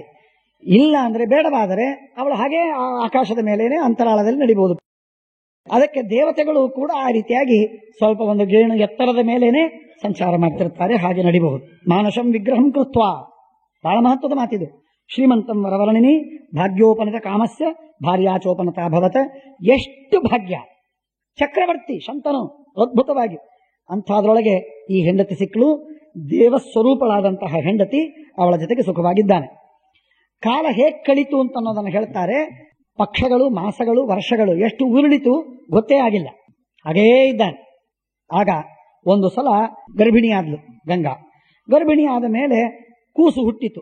ಕೂಸು ಹುಟ್ಟಿದರೆ ಆ ಕೂಸನ್ನು ತೆಗೆದುಕೊಂಡು ಏನು ವಿಚಾರವೇ ಮಾಡಲಿಲ್ಲ, ಏನೇನೂ ಇಲ್ಲ, ಬಾಳಂತನ ಇಲ್ಲೇ ಇಲ್ಲ, ಬಾಳ ಅಂತನೇ ಕರ್ಕೊಂಡು ಹೋದ್ಲು. ಕೂಸನ್ನ ಗಂಗಾ ನದಿಯೊಳಗೆ ಹಾಕಿಬಿಟ್ಟು ಕೃಷ್ಣಾರ್ಪಣ ಮಸ್ತು ಅಂತಂದ್ಲು. ಬಂದ್ಲು ತಿರುಗಿ ಮನೆಗೆ ಬಂದು ಮತ್ತೆ ಕೆಲಸದಲ್ಲಿ ತೊಡಗಿಬಿಟ್ಲು. ಅವನು ನೋಡ್ತಾ ಇದ್ದ ಶಂತನು, ಏನಿದು ಬಹಳ ವಿಚಿತ್ರ ಅಲ್ರಿ. ಒಂದು ಕೂಸಿಗೆ ಹೊಡೆದ್ರೆ ಅಸಮಾಧಾನವಾಗುತ್ತೆ, ಏನಾದ್ರೂ ಪೀಡೆ ಕೊಟ್ರೆ ಅಸಮಾಧಾನವಾಗುತ್ತೆ ಮಕ್ಕಳಿಗೆ. ಇಂಥ ರಾಕ್ಷಸಿ ಕೆಲಸವನ್ನು ಮಾಡಿದ್ರೆ ಶಂತನು ಬಾಯಿ ಮುಚ್ಕೊಂಡು ಕೂತಿದ್ದ, ಒಂದು ಮಾತಾಡ್ಲಿಲ್ಲ, ಯಾರು ನೀನು ಕೇಳೋ ಧೈರ್ಯ ಮಾಡಲಿಲ್ಲ. ಇದು ಪ್ರೀತಿಯ ಮೋಹ ಅಲ್ಲ, ಇದು ಭಗವಂತನ ಮಾಯೆಯ ಮೋಹ, ಆ ಶಾಪದ ಮೋಹ. ಇದು ಶಾಪದ ಮಾಯೆಯಿಂದಾಗಿ ಬಾಯಿ ಬಿಗಿದು ಕೂತಿತ್ತು, ಏನು ಮಾತಾಡ್ಲಿಲ್ಲ. ಒಂದು ಕೂಸಾಯಿತು ಕೃಷ್ಣಾರ್ಪಣ, ಎರಡನೇ ಕೂಸಾಯಿತು ಕೃಷ್ಣಾರ್ಪಣ, 7 ಕೂಸುಗಳಾಯ್ತು. ಜಾತಂ ಶಿಶುಂಹತ್ವ, ಹುಟ್ಟಿದ ಎಲ್ಲಾ ಕೂಸು. ಆ ಕಡೆ ಕಂಸನಿಗೆ ಯಾಕೆ ಬೈಬೇಕು, ಗಂಗಾದೇವಿನ ಬಿಡಬೇಕು ಯಾಕೆ? ಪರಿಸ್ಥಿತಿ ನೋಡ್ರಿ. ಆ ಕಡೆ ಕಂಸನಿಗೂ 7 ಜನ, ಅವನು 6 ಜನರನ್ನು ಕೊಂದ. 7 ಜನರನ್ನ, ಅಲ್ಲೂ 7 ಶಿಶುಗಳಾದ ತರುವಾಯ ಕೃಷ್ಣ ಬಂದದ್ದು. ಇಲ್ಲಿ 7 ಶಿಶುಗಳ ಹುಟ್ಟಿದ ಕೂಡಲೇ ಗಂಗಾ ನದಿಯೊಳಗೆ ಹಾಕಿ ಅದನ್ನು ಕೊಂದದ್ದಾಯ್ತು. ಗಂಗಾ ಭೀಷ್ಮ ಉಳಿದದ್ದಾಯ್ತು. ವ್ಯತ್ಯಾಸ ಬಹಳ ಇದೆ. ಇಲ್ಲಿ ಅವರು ಸ್ವಂತ ಬೇಡಿಕೊಂಡಿದ್ರು, ನಮಗಿದು ಅಪಾಯ, ನಮಗೆ ಬೇಡ, ಆದ್ರಿಂದ ನಮ್ಮನ್ನು ಕೊಲ್ಲು ಅಂತ ಬೇಡಿಕೊಂಡದ್ದು. ಆದ್ದರಿಂದ ಗಂಗೆಗೆ ಪಾಪ ಬರಲಿಲ್ಲ, ತಪ್ಪಾಗಲಿಲ್ಲ. ಅಲ್ಲಿ ಕಂಸ ಆ ಕೂಸುಗಳನ್ನು ಕೊಂದದ್ದು ಬೇಡಿಕೊಂಡದ್ದಕ್ಕ ಕೊಂದಿಲ್ಲ, ತನಗೆ ಅದರಿಂದ ಅಪಾಯ ಅಂತ ಭ್ರಮಿಸಿ ಕೊಂದದ್ದು. ಆದ್ದರಿಂದ ಶಿಶುಹತ್ಯ ಪಾಪ ಅವನಿಗೆ ಬಂತು, ಇವರಿಗೆ ಬರಲಿಲ್ಲ. ಇದು ವ್ಯತ್ಯಾಸ. ಕೊಂದು ಸಂಹಾರ ಮಾಡಿಬಿಟ್ಟ. ಪ್ರೀಣಾಮ್ಯಹಂ ತ್ವಾಮಿತ್ಯುಕ್ತ. ಕೊನೆಗೆ ಅವಳು ಒಂದು ವಿಚಿತ್ರ, ಮಹಾಭಾರತದ ಒಂದು ಅಂಶವನ್ನ ರಿವೀಲಿಂಗ್ ಮಾತು ಏನು ಅಂತಂದ್ರೆ, ಕೂಸನ್ನ ನದಿಯಲ್ಲಿ ಮುಳುಗಿಸ್ತಾ ಇರುವಾಗ, ಬಂಗಾರ ಮರಿ ನಿನ್ಮೇಲೆ ನಂಗೆ ತುಂಬಾ ಪ್ರೀತಿಯಪ್ಪ ಅಂತ ಆ ಕೂಸಿಗೆ ಹೇಳಿ ಕೊಂದುಬಿಡೋದು. ಇಷ್ಟು ಹೇಳಿ ಕೊಲ್ತಾ ಇದ್ಲು. ಪ್ರೀಣಾಮ್ಯಹಂ ತ್ವಾಮಿತ್ಯುಕ್ತ, ನಿನ್ನ ಮೇಲೆ ನಂಗೆ ಬಹಳ ಪ್ರೀತಿ ಅಂತನ್ನೋದು ಕೊಲ್ಲೋದು, ಪ್ರೀತಿ ಅಂತನ್ನೋದು ಕೊಲ್ಲೋದು. ಹೀಗೆ ಒಂದೊಂದೇ ಮುಗಿತು. ಅಥೈನಾಂ ಅಷ್ಟಮೆ, 8ನೇ ಗರ್ಭಧಾರಣವನ್ನು ಮಾಡಿದ್ದಾಳೆ. ಆಗ ಕೂಸು ಹುಟ್ಟಿತು. ಹುಟ್ಟಿದ ತಕ್ಷಣ ಅವಳದೊಂದು ಟಿಪಿಕಲ್ ನಗು, ಆ ವಿಶಿಷ್ಟವಾದಂತಹ ನಗು. ಆ ನಗುತ್ತಾಳೆ ಅಂತಂದ್ರೆ ಮುಗಿದೋಯ್ತು, ಕೂಸೋಯ್ತು ಅಂತ ಅರ್ಥ. ಅಂತ ನಗಲಿಕ್ಕೆ ಶುರು ಮಾಡಿದ್ಲು. ಶಂತನುವಿಗೆ ತಲೆ ತಿರುಗಿತು. ನೋಡಿ, ಅಂದ್ರೆ ಶಾಪ ಎಲ್ಲಿವರೆಗೆ ಕೆಲಸ ಮಾಡಬೇಕು ಅಲ್ಲಿವರೆಗೆ ಕೆಲಸ ಮಾಡ್ತದೆ. ಏನಾದ ಮೇಲೆ ಕೆಲಸ ಮಾಡಬಾರದು, ಅಲ್ಲಿವರೆಗೆ ಮಾಡೋದಿಲ್ಲ ಅದು. ಅಷ್ಟೇ ಕೆಲಸ ಅದು. 7 ಏನು 8 ಯಾಕಾಗಬಾರದು? 8 ಸತ್ತೋಗಿದ್ರೆ, 8 ಸತ್ತೋಗಿದ್ರೆ ಅಂತ ಅನ್ನೋದೇನಿದೆ ನೋಡಿ. ಈ ರೇ ಬಹಳ ದೊಡ್ಡ ರೇ. ಇಡೀ ಮಹಾಭಾರತ ತುಂಬಿ, ಇಡೀ ಮಹಾಭಾರತದ ಮೂಲ ಬೀಜ ನಾಂದಿ ಭೀಷ್ಮರ ಅವತಾರದಿಂದ ಪ್ರಾರಂಭವಾಗಿದೆ. ಮಹಾಭಾರತದ ನಾಂದಿಯಾದದ್ದೇನೆ ಭೀಷ್ಮರಿಂದ. ಒಂದರ್ಥದಲ್ಲಿ ಭೀಷ್ಮರ ಹಿಂದೆ ಯಾರಿಲ್ಲೇ ಇಲ್ಲ ಅಂತ ಹೇಳ್ಬೋದು. ಮಹಾಭಾರತಕ್ಕೆ ಸಂಬಂಧಪಟ್ಟಂತೆ ಶಂತನು ಸತ್ತೋದ, ಭೀಷ್ಮ ಉಳಿದರು. ಭೀಷ್ಮನಿಂದ ಶುರುವಾಯಿತು ಮಹಾಭಾರತದ ಕಥೆ. ಮಹಾಭಾರತದ ಯುದ್ಧ ಮುಗಿಯುವವರೆಗೂ ಭೀಷ್ಮ ಇದ್ದಾನೆ. ಭೀಷ್ಮ ಎಂಬ ಒಬ್ಬ ವ್ಯಕ್ತಿಯ ಬೆಂಬಲ ಇಲ್ಲದೆ ಇದ್ರೆ ಈ ಧೃತರಾಷ್ಟ್ರನಿಗೆ ಇಷ್ಟು ಬಲ ಬರ್ತಿರಲಿಲ್ಲ. ಇದೆಲ್ಲ ಅನೇಕ ಚಿಂತನೆ ಮಾಡಬೇಕಾದಂತಹದ್ದು. ಮಹಾಭಾರತದ ಜೊತೆಗೆ ಅದರ ಜೊತೆಗೆ ನಾವು ಆ ಚಿಂತನವನ್ನ ಮುಂದೆ ನಡೆಸೋಣ. ಅಥೈನಾಮಷ್ಟಮೇ ಪುತ್ರೇ ಜಾತೆ ಪ್ರಹಸತೀಮಿವ. ಆಗ ನಗ್ತಾ ಇದ್ದಾಗ ಕೂಸನ್ನು ಎತ್ತಿದ್ದಾಳೆ ಕೈಯೊಳಗೆ ಕೂಸನ್ನು ಎತ್ತಿದ್ಲೋ ಇಲ್ಲೋ. ಮಾವಧೀಹಿ, ಕೊಲ್ಬೇಡ ಕೂಸನ್ನ. ಶಂತನಿಗೆ ಎಲ್ಲಿಂದ ಧೈರ್ಯ ಬಂತು? 7 ಮಕ್ಕಳವರೆಗೆ ಅವರ ಕೊಲೆ ಮಾಡುವವರೆಗೆ ಏನು ಮಾತಾಡದಂತಹ ಈ ಮಹಾರಾಯ ಶಂತನು ತನ್ನ ಎಲ್ಲ ಧೈರ್ಯವನ್ನ ಒಂದುಗೂಡಿಸಿ ಗಟ್ಟಿಯಾಗಿ ಕೇಳಿಬಿಟ್ಟ. ಏನಾದರೂ ಆಗಲಿ ಅಂತಂದ ಧೈರ್ಯದಿಂದ ಕೇಳಿದ. ಮಾವಧೀಹಿ ಕಸ್ಯ, ಯಾರವಳು ನೀನು? ಕಾಸಿ, ಯಾರು ನೀನು? ಯಾರವಳು ನೀನು? ಯಾರು ನೀನು? ಯಾಕೆ ಕೊಲ್ಬೇಡ. ಎಲ್ಲ ಕ್ಲೀನ್ ಬೋಲ್ಡ್, 3 ಸ್ಟಂಪ್ಗಳು ಹೋಯ್ತು, ಉರುಳಿಸಿಬಿಟ್ಟ. ಪುತ್ರಜ್ಞಿ ಸುಮಹತ್ ಪಾಪಂ ಸಂಪ್ರಾಪ್ತಂ ತೇ ಸುಗರ್ಹಿತಂ. ಮಹಾಪಾಪ ಬಂದಿದೆ ನಿನಗೆ, ಮಹಾಪಾಪ ಬಂದಿದೆ, ಮಾಡಬೇಡ ಈ ಕೆಲಸವನ್ನ ಅಂತ ಹೇಳ್ತಾ ಇದ್ದಾರೆ. ಇದು ಶ್ರೀಮದಾಚಾರ್ಯರ ದೃಷ್ಟಿಯೊಳಗೆ ಈ ಶ್ಲೋಕವನ್ನ ಸ್ವಲ್ಪ ವ್ಯತ್ಯಾಸ ಮಾಡಿ ಹೋಗಬಹುದು. ಪುತ್ರಜ್ಞಿ ಸುಮಹತ್ ಪಾಪಂ ಸಂಪ್ರಾಪ್ತಂ ತೇ ಸುಗರ್ಹಿತಂ. ನಿನಗೆ ಮಹಾಪಾಪ ಬಂತೇನ್ ನಿನಗೆ ಅಂತ ಕೇಳಬೇಕಲ್ಲಿ ಮಹಾಭಾರತವನ್ನು ಓದುವಾಗ. ಯಾಕೆಂದ್ರೆ ರೂಪಂ ಸುರವರ ಸ್ತ್ರೀಣಂ ತವತೇನ ನಪಾತಕಂ. ನೀನು ದೇವತಾ ಸ್ವರೂಪದವಳು ಕಾಣ್ತಾ ಇದ್ದೀನಿ ನೀನು. ಆದ್ದರಿಂದ ನಿನಗೆ ಅಪರೋಕ್ಷ ಜ್ಞಾನವಾಗಿದೆ. ಅಪರೋಕ್ಷ ಜ್ಞಾನದ ಬಳಿಕ ಮಾಡಿದ ಯಾವ ಪಾಪವೂ ನಿಮಗೆ ತಗುಲುವುದಿಲ್ಲ, ನರಕ ಆಗುವುದಿಲ್ಲ. ಬೇರೆಯವರು ಮಾಡಿದ್ರೆ ಕೋಟಿ ವರ್ಷಗಳವರೆಗೆ ನರಕದಲ್ಲಿ ಬೀಳಬೇಕಾಗಿತ್ತು. ಆದರೆ ನೀನು ರೂಪಂ ಸುರವರ ಸ್ತ್ರೀಣಂ ತವತೇನ ನಪಾತಕಂ, ಆದರೂ ಯಾಕೆ ಪಾಪ ಮಾಡ್ತಾ ಇದ್ದಿ ಅಂತ ಅಲ್ಲಿ ಕೇಳಿದ್ದುಂಟು. ಮಹಾಭಾರತದ ತಾತ್ಪರ್ಯ ನಿರ್ಣಯದ ಆ ವ್ಯಾಖ್ಯಾನದ ಪ್ರಕಾರ ಶ್ರೀಮದಾಚಾರ್ಯರ ವಾಕ್ಯಾನುಸಾರವಾಗಿ ನಾವು ಈ ವಾಕ್ಯವನ್ನು ಓದುವುದು ಕಾಕಸ್ವರದಿಂದ ಓದಬೇಕು. ಪುತ್ರಜ್ಞೆ ಸುಮಹತ್ ಪಾಪಂ ಸಂಪ್ರಾಪ್ತೆಯಂತೆ ಸುಗರ್ಹಿತಂ. ಮಹಾಪಾಪ ಬರುತ್ತೆ ನಿನಗೆ, ಬರುವುದಿಲ್ಲ. ಆದರೆ ಯಾಕೆ ಮಾಡ್ತೀ? ಮಾಡಬೇಡ. ನನಗೆ ದುಃಖವಾಗ್ತದೆ, ನನ್ನ ಮಗು ಅದು. ನೀನು ಹೆತ್ತದ್ದು ನಿಜವಾದರೂ ನನ್ನ ಮಗು ಹೌದು. ಶಕುಂತಲೆ ಒಂದು ಮಾತನ್ನು ಹೇಳ್ತಾಳೆ, ಭಸ್ತ್ರಾ ಮಾತಾ. ಚೀಲ, ಕೂಸನ್ನು ಹೆರುವುದಕ್ಕೆ ಹೆಣ್ಣು ಎನ್ನುವುದು ಒಂದು ಚೀಲವಂತೆ. ನಿಜವಾದ ತಂದೆ, ನಿಜವಾದ ಜನಕ ಯಾರು? ತಂದೆ. ಬಹಳ ಅರ್ಥಗರ್ಭಿತವಾದ ಮಾತಿದೆ. ಆ ಅರ್ಥದಲ್ಲಿ ಅಹಂ ಗಂಗಾ ಜಹ್ನುಸುತ ಮಹರ್ಷಿ ಗಣಸೇವಿತ. ಆಗ ಅವಳು ಹೇಳ್ತಾಳೆ, ಮಹಾಋಷಿಗಳೆಲ್ಲ ತಮ್ಮ ಪಾಪವನ್ನ ಕಳೆದುಕೊಳ್ಳಬೇಕು ಅಂತನ್ನುವುದಕ್ಕೆ ಎಲ್ಲಾದರೂ ಬರೋದಾಗಿದ್ರೆ ಅದು ನನ್ನಲ್ಲಿ ಬಂದು ಒಂದು ಮುಳುಗು ಹಾಕ್ತಾರೆ. ಮುಳುಗು ಹಾಕಿದ್ರೆ ಎಲ್ಲ ಪಾಪ ಹೋಯ್ತು. ಮಹರ್ಷಿ ಗಣಸೇವಿತ, ಮಹಾಋಷಿಗಳು. ಯಾವ ಋಷಿಗಳ ತಪಃಪ್ರಭಾವದಿಂದ, ಅವರ ನಾಮಸ್ಮರಣದಿಂದ ಉಳಿದವರೆಲ್ಲರ ಪಾಪ ಹೋಗ್ತದೋ ಅಂಥ ಋಷಿಗಳು ಮಾಡಿದ ಪಾಪ ಕಳೆಯೋದಕ್ಕೆ ಭೂಮಿಯ ಮೇಲಿರುವಂತಹ ದೊಡ್ಡ ಒಂದು ಸ್ಥಾನ, ಒಂದು ಆಧಾರ ನಾನು. ನನ್ನಲ್ಲಿ ಅವರು ಬಂದು ಮಿಂದಾಗ ಅವರ ಪಾಪ ಹೋಯ್ತು. ಆದ್ದರಿಂದ ಮಹರ್ಷಿಗಣ ಸೇವಿತಳಾದ ಜಹ್ನುವಿನ ಮಗಳು ಗಂಗಾ ನಾನು ಇಲ್ಲಿ ಬಂದದ್ದು 7 ಜನ ಮಕ್ಕಳನ್ನು ಕೊಲ್ಲುವುದಕ್ಕಾಗಿ ಅಷ್ಟೇ. ದೇವ ಕಾರ್ಯಾರ್ಥ ಸಿದ್ಧಾರ್ಥಂ. ದೇವತೆಗಳದೊಂದು ಕಾರ್ಯ ಇತ್ತು. ಆ ಕಾರ್ಯವನ್ನು ಸಾಧಿಸುವುದಕ್ಕಾಗಿ ನಾನು ಬಂದೆ. ಆ ಕಾರ್ಯವನ್ನ ಈ 7 ಮಕ್ಕಳನ್ನು ಕೊಂದು ಸಾಧಿಸಿ ಆಗಿದೆ. ಜೊತೆಗೆ 8ನೇ ಮಗನನ್ನ ಹೆರಬೇಕಾಗಿತ್ತು, ಹೆತ್ತದ್ದೂ ಆಯಿತು. ಇನ್ನು ಅವನನ್ನು ಕೊಲ್ಲುವ ನಮಗೆ ಸಂಕೇತವೂ ಇಲ್ಲ, ಕೊಲ್ಲಬೇಕು ಅಂತನ್ನುವ ಪ್ರಾರ್ಥನೆಯೂ ಇಲ್ಲ, ಅಗತ್ಯವೂ ಇಲ್ಲ. ಆದ್ದರಿಂದ ನಾನೇನು ಕೊಲ್ಲುವುದಿಲ್ಲ, ನೀನೇನು ಹೆದರಬೇಡ. ಇನ್ನು ಮಾತ್ರ ನಾನು ನಿನ್ನ ಹತ್ರ ಇರಲಿಕ್ಕೆ ಸಾಧ್ಯವಿಲ್ಲ. ಯಾಕೆ ಅಂತಂದ್ರೆ ನೀನು ಏನಿದ್ರೂ ನೀನು ಮನುಷ್ಯ, ನಾನು ಏನಿದ್ರೂ ನಾನು ದೇವತೆ. ನಾನು ನಿನ್ನ ಹೆಂಡತಿ, ಎಂದೂ ಕೈ ಬಿಡಲಾರದ ಹೆಂಡತಿ ನಾನು. ಆದ್ರೆ ನಾನು ದೇವತಾ ಸ್ತ್ರೀ, ನೀನೀಗ ಮನುಷ್ಯನಾದದ್ದರಿಂದ ಮನುಷ್ಯ ದೇಹದಲ್ಲಿರುವ ನಿನ್ನ ಜೊತೆಗೆ ನಾನು ಸಹವಾಸವಾಗಿರುವುದು ಕೇವಲ ಕಾರಣಕ್ಕಾಗಿ, ಒಂದೇನೋ ಒಂದು ನಿಮಿತ್ತದಿಂದ, ದೇವ ಕಾರ್ಯಕ್ಕಾಗಿ. ಆ ಕಾರಣ ಸರಿದ ಮೇಲೆ ನಾನು ನಿನ್ನಿಂದ ದೂರವಾದೆ. ಕಾರಣಾಪಗಮೇಯಂತೆ ಧರ್ಮೋಪೇಶಂ ತಥಾವಿಧ. ಎಷ್ಟು ವಿಚಿತ್ರ ಅಂದ್ರೆ ಶ್ರೀಮದಾಚಾರ್ಯರ ಒಂದು ಮಹತ್ವದ ನಿಯಮವನ್ನು ಹೇಳ್ತಾರೆ. ಬಹಳ ಸುಂದರವಾದಂತಹ ನಿಯಮವನ್ನು ಹೇಳ್ತಾರೆ.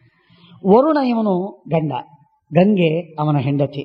ಆದರೆ ಗಂಗಾದೇವಿ ಈಗ ಬಂದ್ರೆ ಅವಳು ಬಂದಿರಬಹುದು, ಆದರೆ ಅವಳ ಇಚ್ಛೆ ಆಗದ ಹೊರತು ಸ್ವಂತ ಗಂಡನಾದ ಶಂತನು ಮನುಷ್ಯ ದೇಹದಲ್ಲಿ ಇದ್ದದ್ದರಿಂದ ಅವನಿಗೆ ಅವಳು ಕಣ್ಣಿಗೂ ಕಾಣುವುದಿಲ್ಲ. ಸ್ವಂತ ಗಂಡನಿಗೆ ಕಣ್ಣಿಗೂ ಕಾಣುವುದಿಲ್ಲ. ಅದೃಶ್ಯತ್ವಂ. ಅವಳು ಮಾತಾಡಬೇಕು ಅಂತ ಆಡಿದರೆ ಕೇಳಬಹುದು, ಆದರೆ ಅವಳ ಮಾತು ಕೇಳದೇನೂ ಇರಬಹುದು, ಅವಳ ಜೊತೆಗೆ ಮಾತಾಡ್ಲಿಕ್ಕೆ ಬಾರದೇನೂ ಇರಬಹುದು. ಅಸಂಭಾಷ್ಯತ್ವಂ, ಅಸಂಭಾಷಣಮೇವಚ. ಮುಟ್ಟುವುದಂತೂ ದೂರ. ಇದು ಸ್ವಯಂ ದೇವತೆ ವರುಣ, ಆದರೆ ಭೂಮಿಯಲ್ಲಿ ಅವತಾರ ಮಾಡಿದ್ದಾನೆ ಮನುಷ್ಯನಾಗಿ. ಮನುಷ್ಯನಾಗಿ ಯಾವಾಗ ಅವತಾರ ಮಾಡಿದ್ದಾನೋ ಆ ಸಂದರ್ಭದಲ್ಲಿ ಈ ಲಿಮಿಟೇಷನ್ನಿಗೆ ಅವನು ಒಳಗಾಗ್ತಾನೆ. ಈ ಲಿಮಿಟೇಷನ್ ಮೀರ್ಲಿಕ್ಕಾಗುವುದಿಲ್ಲ. ಅದೃಶ್ಯತ್ವಂ ಅಸಂಸ್ಪರ್ಶಃ ಹ್ಯಸಂಭಾಷಣಮೇವ ಚ ದೇವೈರಪಿ ನಜಾತೈಸ್ತು ಗುಹ್ಯಧರ್ಮೋ ದಿವೌಕಸಃ. ಗುಹ್ಯವಾದ ಧರ್ಮವಿದು. ಹಾಗಾಗಿ ಯಾವ ದೇವತೆಗಳು ಕೂಡ ಪ್ರತ್ಯಕ್ಷವಾಗಿ ಎದುರಿಗೆ ಕಾಣುವಂತಿಲ್ಲೇ ಇಲ್ಲ, ಸಾಧ್ಯವೇ ಇಲ್ಲ. ಕಾರಣಾದೇವ ಹಿ ಸುರಾಹಾನ್ ಋಷುವಾಸಂ ಪ್ರಕುರುವತೆ ಕಾರಣಾಪಗಮೇ ಅಂತಿ ಧರ್ಮೋಪೇಶಂ ತಥಾವಿಧ. ಏನೋ ಒಂದು ನಿಮಿತ್ತವಿದ್ದರೆ ಆ ದೇವತೆಗಳು ಭೂಮಿಯ ಮೇಲೆ ನಮ್ಮ ಜೊತೆಗೆ ನಿಮ್ಮ ಜೊತೆಗೆ ಇರ್ತಾರೆ. ಆ ಕಾರಣ ಸರಿದ ಮೇಲೆ, ಕಾರಣ ಹೋಯ್ತೋ, ಮುಗಿತೋ, ಕೆಲಸವಾಯಿತೋ ಅಥವಾ ಆಗುವುದಿಲ್ಲ ಅಂತಾಯ್ತೋ, ಅವರು ಹೊರಟೋದ್ರು, ಉಳಿಯುವುದಿಲ್ಲ. ಇದರ ಬಗ್ಗೆ ಒಂದು ಸ್ವಲ್ಪ ಸ್ಪಷ್ಟೀಕರಣವನ್ನು ಮಾಡ್ತೇನೆ. ನಮ್ಮಲ್ಲಿ ಒಂದು ವಾಡಿಕೆಯಾಗಿ ರೂಢಿಯಾಗಿ ಕೆಲವು ಮಾತುಗಳು ತಪ್ಪಾಗಿ ನಮ್ಮ ಮನಸ್ಸಿನಲ್ಲಿ ಸಮಾಜದಲ್ಲಿ ಹರಿದು ಬಂದಿದೆ. ಅದು ಸ್ವಲ್ಪ ತಪ್ಪು. ಅದೇನು ಅಂದ್ರೆ, ಯಾವುದೇ ಒಬ್ಬ ದೇವತೆ ಭೂಮಿಯ ಮೇಲೆ ಮನುಷ್ಯನಾಗಿ ಹುಟ್ಟಿದಾಗಲೂ, ಈಗ ಉದಾಹರಣೆಗೆ ರಾಘವೇಂದ್ರ ಸ್ವಾಮಿಗಳು, ರಘುತ್ತಮರು, ವ್ಯಾಸರಾಜರು, ಟೀಕಾರಾಯರು, ಯಾರೋ ಒಬ್ರು, ವಾದಿರಾಜರು ಇತ್ಯಾದಿ ಯಾರೋ ಮಹಾನುಭಾವರು, ಆ ಮಹಾನುಭಾವರು ದೇವತೆಗಳು ಅಂತ ನಾವು ನಂಬಿದ್ದೇವೆ ಅಂತ ಇಟ್ಕೊಳ್ಳೋಣ. ಆ ದೇವತೆಗಳು, ದೇವತೆಯಾದ ಮಹಾನುಭಾವರು ಮನುಷ್ಯನಾಗಿ ಹುಟ್ಟಿದಾಗ, ದೇಹ ಮನುಷ್ಯ ದೇಹ, ಆಗ ಅವರು ಯಾರು ಅಂತ ನಮಗೆ ಗೊತ್ತಾಗಿಬಿಟ್ರೆ, ಅವರ ಮೂಲ ಸ್ವರೂಪ ಏನು ಅಂತ ಗೊತ್ತಾಗಿಬಿಟ್ರೆ ಅವರು ಸತ್ತೋಗ್ತಾರೆ, ಅವರು ಬಿಟ್ಟೋಗ್ತಾರೆ, ಅವರು ಉಳಿಯುವುದಿಲ್ಲ ಅಂತ ಸಾಮಾನ್ಯವಾಗಿ ಜನಜನಿತವಾದ ಮಾತಿದೆ. ಎಲ್ಲರಿಗೆ ಈಗ ಆಡ್ಕೋತಾರೆ. ಅವರು ಯಾರು ಅಂತ ಗೊತ್ತಾಗ್ಬಿಡ್ತು, ಹಾಗಾಗಿ ಮುಂದೊಂದು 8 ದಿವಸದೊಳಗೆ, 8 ತಿಂಗಳೊಳಗೆ, 1 ವರ್ಷ 2 ವರ್ಷದೊಳಗೆ ಬಿಟ್ಟು ಹೋದ್ರು, ಸತ್ತೋದ್ರು ಇತ್ಯಾದಿ. ಆದರೆ ಇದು 100ಕ್ಕೆ 100ರಷ್ಟು ತಪ್ಪಿನ ಕಲ್ಪನೆ ಇದೆ. ಹೀಗಿಲ್ಲ. ನಿಯಮ ಏನಿದೆ ಅಂತಂದ್ರೆ, ಮನುಷ್ಯನಾಗಿ ಹುಟ್ಟಿದ ದೇವತೆಗೆ ಈ ನಿಯಮ ಸಂಬಂಧಪಟ್ಟದ್ದಲ್ಲ. ಮನುಷ್ಯ ದೇಹದಲ್ಲಿ ಬಂದ ದೇವತೆಗೆ ಈ ನಿಯಮವಿಲ್ಲ. ದೇವತೆಯಾಗಿಯೇ ಭೂಮಿಗೆ ಇಳಿದಂತಹ ದೇವತೆಗೆ ಈ ನಿಯಮ ಸಂಬಂಧಪಟ್ಟಿದೆ. ಅಂದರೆ ಗಂಗಾ ಉದಾಹರಣೆಗೆ, ಗಂಗಾದೇವಿ ಭೂಮಿಯ ಮೇಲೆ ಹಾಗೆ ಮನುಷ್ಯ ದೇಹದಿಂದ ಬರಲಿಲ್ಲ, ಅವಳು ದೇವತಾ ದೇಹದಿಂದಲೇ ಬಂದಳು. ಅವರು ಕಾರಣ ಇರುವವರೆಗೆ ಇರ್ತಾರೆ, ನಿಮಿತ್ತ ಇರುವವರೆಗೆ ಇರ್ತಾರೆ, ಯಾವಾಗ ಬೇಕೋ ಆಗ ಹೋಗಿಬಿಡ್ತಾರೆ. ಹೀಗೆ ಅವರ ಬಗ್ಗೆ ಈ ನಿಯಮ. ಮನುಷ್ಯರಾಗಿ ಇದ್ದವರ ಬಗ್ಗೆ ನಿಯಮವಲ್ಲ. ಯಾಕೆ ಅಂದ್ರೆ, ಅರ್ಜುನ ಭೂಮಿಯ ಮೇಲೆ ಇದ್ದ, ಅವನು ಮನುಷ್ಯನಾಗಿದ್ದ. ಮನುಷ್ಯನಾಗಿ ಇರುವಂತಹ ಅರ್ಜುನ ಯಾರು ಅಂತ ಅನ್ನೋದು ಗೊತ್ತಿತ್ತು. ಇವನು ಇಂದ್ರನ ಅವತಾರ, ಅನೇಕರಿಗೆ ಗೊತ್ತಿತ್ತು. ಭೀಮನ ಬಗ್ಗೆ ಗೊತ್ತಿತ್ತು, ಧರ್ಮರಾಜನ ಬಗ್ಗೆ ಗೊತ್ತು, ನಕುಲ ಸಹದೇವರ ಬಗ್ಗೆ ಗೊತ್ತಿತ್ತು. ಅವರು ಯಾರೂ ಹೋಗಲಿಲ್ಲ, ಉಳಿದವರಿಗೆ ಬಿಟ್ಟು ಬಿಡಲಿ. ಭೀಷ್ಮಾಚಾರ್ಯರು ದುರ್ಯೋಧನಿಗೆ ಹೇಳ್ತಾರೆ, ಈ ಪಾಂಡವರು ಅಂದ್ರೆ ಯಾರಂತ ತಿಳಿದಿದ್ದಿ ನೀನು? ಸಾಕ್ಷಾತ್ ದೇವತೆಗಳು. ಯಮಧರ್ಮ, ವಾಯು, ಇಂದ್ರ ಮತ್ತು ಅಶ್ವಿನಿ ದೇವತೆಗಳು ಭೂಮಿಯ ಮೇಲೆ ಧರ್ಮರಾಜ, ಭೀಮ, ಅರ್ಜುನ, ನಕುಲ, ಸಹದೇವ ಅಂತ ಹುಟ್ಟಿದ್ದಾರಪ್ಪ, ಇವರು ಸಾಕ್ಷಾತ್ ದೇವತೆಗಳು ಅಂತ ಭೀಷ್ಮಾಚಾರ್ಯರು ದುರ್ಯೋಧನನಿಗೆ ಹೇಳಿದರು. ಹೇಳಿ ಆದ ಮೇಲೂ ಮುಂದೆ 36 ವರ್ಷಗಳವರೆಗೆ ಪಾಂಡವರು ಭೂಮಿಯಲ್ಲಿ ವಾಸವಾಗಿದ್ದಾರೆ. ಇದರಿಂದ ಏನು ತಿಳಿದು ಬರ್ತದೆ ಅಂದ್ರೆ, ಮನುಷ್ಯರಾಗಿ ಹುಟ್ಟಿದವರಿಗೆ ಈ ನಿಯಮ ಇಲ್ಲ, ದೇವತಾ ರೂಪದಿಂದಲೇ ಇರುವ ದೇವತೆಗಳಿಗೆ ಈ ನಿಯಮವಿದೆ. ಆದ್ದರಿಂದ ಹಾಗಾಗಿ ನಾವು ಅಲ್ಲಿ ಇಲ್ಲಿ ಅವತಾರ ಮಾಡಿ, ಯಾರೋ ಒಬ್ಬರು ಮಹಾತ್ಮರು ಏನೋ ಕಾಲವಾದರು ಅಂತಂದ್ರೆ ಅದಕ್ಕೆ ಏನೋ ಒಂದು ಹೆಸರಿಡೋದು, ಏನೋ ಅವರ ಸ್ವರೂಪ ಗೊತ್ತಾಗ್ಬಿಡ್ತು, ಆದ್ದರಿಂದ ಕಾಲವಾಗಿಬಿಟ್ರು. ಇದೆಲ್ಲ ತಪ್ಪು ಕಲ್ಪನೆ. ಇದು ಎಲ್ಲೆಲ್ಲೂ ಶಾಸ್ತ್ರದಲ್ಲಿಲ್ಲ, ಆ ರೀತಿಯಾಗಿ ಯಾರೂ ಸರ್ವಥಾ ತಿಳಿಯತಕ್ಕದ್ದಲ್ಲ. ಇದರ ಮೇಲೆ ಇನ್ನೂ ಬೇಕಾದಷ್ಟು ವಾಕ್ಯಾರ್ಥಗಳಿವೆ, ಆ ಚರ್ಚೆ ಒತ್ತಟ್ಟಿಗಿರಲಿ. ಹಾಗಾಗಿ ಗಂಗಾದೇವಿ ಯಾವಾಗ ವರುಣನ ಜೊತೆಗೆ ಇದ್ದಾಳೆ ಭೂಮಿಯ ಮೇಲೆ, ಅವಳು ಸ್ವಯಂ ದೇವತಾ ದೇಹದಿಂದ ಇದ್ದದ್ದರಿಂದ ಗಂಡನಾದ ವರುಣನೂ ಕೂಡ ಅವನಿಗೆ ಬೇಡ. ಯಾಕೆ ಬೇಡ? ಅವನು ಮನುಷ್ಯ ದೇಹದಲ್ಲಿದ್ದಾನೆ. ಹಾಗಾಗಿ ಅವರು ಬೇಡ ಅಂತಂತಾರ. ಪೂರ್ವ ಭಕ್ತಾರಮಪ್ಯಮಂ, ತನ್ನ ಸ್ವಂತ ಗಂಡನಾಗಿದ್ರೂ ಬಿಟ್ಟು ಹೋಗಬೇಕು ಅಂತ ಗಂಗೆ ನಿರ್ಣಯ ಮಾಡಿದ್ಲು. ನಿರ್ಣಯ ಮಾಡಿದ್ದಕ್ಕಾಗಿ ಬಿಟ್ಟೇ ಹೋದ್ಲು. ಆದರೆ ಒಂದೇ ಒಂದು ವಿಚಿತ್ರ, ಬಿಟ್ಟು ಹೋಗುವುದಕ್ಕೆ ಒಂದು ನಿಮಿತ್ತ ಮಾಡ್ತಾರೆ. ಆ ನಿಮಿತ್ತ ಈ ವ್ರತಭಂಗ. ನನ್ನ ಪ್ರಶ್ನೆ ಕೇಳಬಾರದು ಅಂತ ನಾನು ಹೇಳಿದ್ದೆ, ಕೇಳಿಬಿಟ್ಟು, ಆದ್ದರಿಂದ ನೀನು ಸುಳ್ಳು ಮಾತಾಡಿದಂತೆ ಆಯಿತು, ಅಥವಾ ನೀನು ನನ್ನ ನಿಯಮವನ್ನ ಭಂಗ ಮಾಡಿದಂತೆ ಆಯಿತು ಅಂತ ಆ ನಿಯಮಕ್ಕೆ ಆ ಬಂಧವನ್ನ ಹಚ್ಚಿ ತಾವು ಬಿಟ್ಟು ಹೋದ. ಇಷ್ಟಾಯ್ತು. ಕಾರಣ ಏನಿತ್ತು ಅದು ಮುಗಿತು. 7 ಜನ ಹುಟ್ಟಿ ಸಾಯಬೇಕಾಗಿತ್ತು, ಸತ್ರು. 8ನೇದವನು ಹುಟ್ಟಬೇಕಾಗಿತ್ತು, ಹುಟ್ಟಿ ಅವನಿದ್ದಾನೆ ಭೀಷ್ಮ. ಹಾಗಾಗಿ ಜನಯಿತ್ವ ವಸು ನಷ್ಟವು ಜಿತಾ ಲೋಕಾಸ್ತ್ವಯಾಕ್ಷಯ. 8 ಜನ ವಸುಗಳನ್ನ ಜನ್ಮ ಕೊಟ್ಟು ನೀನು ಮಹಾಪುಣ್ಯವನ್ನು ಗಳಿಸಿದ್ದಿ, ದೇವ ಕಾರ್ಯವಕ್ಕೆ ನೀನು ಸಹಕಾರ ಮಾಡಿದ್ದಿ. ಆದ್ದರಿಂದ ನಿನಗೆ ಉತ್ತಮವಾದ ಪುಣ್ಯ ಬಂದಿದೆ ಶಂತನು, ಏನ್ ಚಿಂತೆ ಮಾಡಬೇಡ, ನಾನು ಹೋಗಿ ಬರ್ತೇನೆ ಅಂತ ಹೇಳಿ ದೇವಾನಂ ಸಮಯಸ್ತೇಷಃ ಅಂತ ಹೇಳಿ ಹೊರಟ. ಆಗ ಶಂತನು ಅಂತಾನೆ, ಇದು ಏನಿದು, ಏನು ಗುಟ್ಟಿದು, ನನಗೆ ಗೊತ್ತಾಗಲಿಲ್ಲ, ದಯವಿಟ್ಟು ಹೇಳು ನೀನು. ಏನಿಲ್ಲ, ಆಪವ ಅಂತ ಹೆಸರು ವಸಿಷ್ಠರಿಗೆ, ವರುಣನ ಮಗನಾದದ್ದರಿಂದ. ನೋಡಿ, ಬಹಳ ವಿಚಿತ್ರವಾಗಿದೆ. ಯಾವ ವರುಣನು ಅವರಿಗೆ ಶಾಪ ಕೊಡ್ತಾ ಇದ್ದಾನೆ, ಆ ವರುಣನ ಮಗನೇ ವಸಿಷ್ಠ. ಆ ವಸಿಷ್ಠರ ಮನೆಯಲ್ಲಿರತಕ್ಕಂತಹ ನಂದಿನಿಯನ್ನ ಅಪಹಾರ ಮಾಡಬೇಕು ಅಂತನ್ನುವುದಕ್ಕಾಗಿ ತೊಡಗಿದವರು ದ್ಯುನಾಮಕ ವಸು, ಭೀಷ್ಮ. ಭೀಷ್ಮಾಚಾರ್ಯರು ಯಾಕೆ ಬಂದರು ಅಂದ್ರೆ, ಭೀಷ್ಮಾಚಾರ್ಯರು ಪೂರ್ವಜನ್ಮದಲ್ಲಿ ಮೊದಲಿನ ರೂಪದಲ್ಲಿ ವಸುಗಳು, 8 ಜನ ವಸುಗಳಲ್ಲಿ ಅವರೊಬ್ಬ. ಅವನ ಹೆಸರು ದ್ಯು. ಆ ದ್ಯುನಾಮಕ ವಸು, ಅವನ ಹೆಂಡತಿ ವರಾಂಗಿ. ರೋಚಕವಾಗಿದೆ ಕಥೆ. ಆ ವರಾಂಗಿಗೆ ಒಬ್ಬ ಗೆಳತಿ, ಅವಳ ಹೆಸರು ವರಾಂಗಿ. ಇಬ್ಬರಿಗೂ ಒಂದೇ ಹೆಸರಿದ್ದದ್ದರಿಂದ ಅವಳ ಮೇಲೆ ಬಹಳ ಪ್ರೀತಿ. ಆ ವರಾಂಗಿ ಭೂಮಿಯಲ್ಲಿದ್ದವಳು, ಮನುಷ್ಯ ರಾಜನ ಹೆಂಡತಿ. ಮನುಷ್ಯರ ಆ ರಾಜನ ಹೆಂಡತಿಯಾದ ವರಾಂಗಿಯ ಜೊತೆಗೆ ದೇವತಾಲೋಕದಲ್ಲಿರತಕ್ಕಂತಹ ದ್ಯುನಾಮಕ ವಸುವಿನ ಹೆಂಡತಿಗೆ ಏನೋ ಸಖ್ಯ, ಎಲ್ಲೋ ಒಂದ್ ಕಡೆಗೆ ಭೇಟಿಯಾಯಿತು. ಸಹಜವಾಗಿ ಕರ್ಮಧರ್ಮ ಸಂಯೋಗದಿಂದ ಭೇಟಿಯಾದದ್ದು, ಅದು ಗೆಳತನ ಬಹಳ ಬೆಳೆದು ಬಿಡ್ತು. ಬಹಳ ಗೆಳತನ ಬೆಳೆದು ಅವರಿಬ್ಬರು ಗೆಳತಿಯರು ಪರಸ್ಪರವಾಗಿ ಸ್ನೇಹದಿಂದ ಇದ್ದಾರೆ. ಆಗ ವರಾಂಗಿ ಹೇಳ್ತಾಳೆ, ಪ್ರಾಣನಾಥ, ಒಬ್ಬ ಗೆಳತಿ ಇದ್ದಾಳೆ, ಆ ಗೆಳತಿ ಸಾಯಬಾರದು, ಇದು ನನ್ನ ಅಪೇಕ್ಷೆ ಇದೆ. ಅದಕ್ಕೆ ಈ ವಸಿಷ್ಠರ ಮನೆಯಲ್ಲಿ ಒಂದು ನಂದಿನಿ ಇದೆ, ಆ ನಂದಿನಿಯ ಹಾಲು ಕುಡಿದ್ರೆ ಯಾರೂ ಸಾಯುವುದಿಲ್ಲ ಅಂತ ನಾನು ಕೇಳಿನಿ.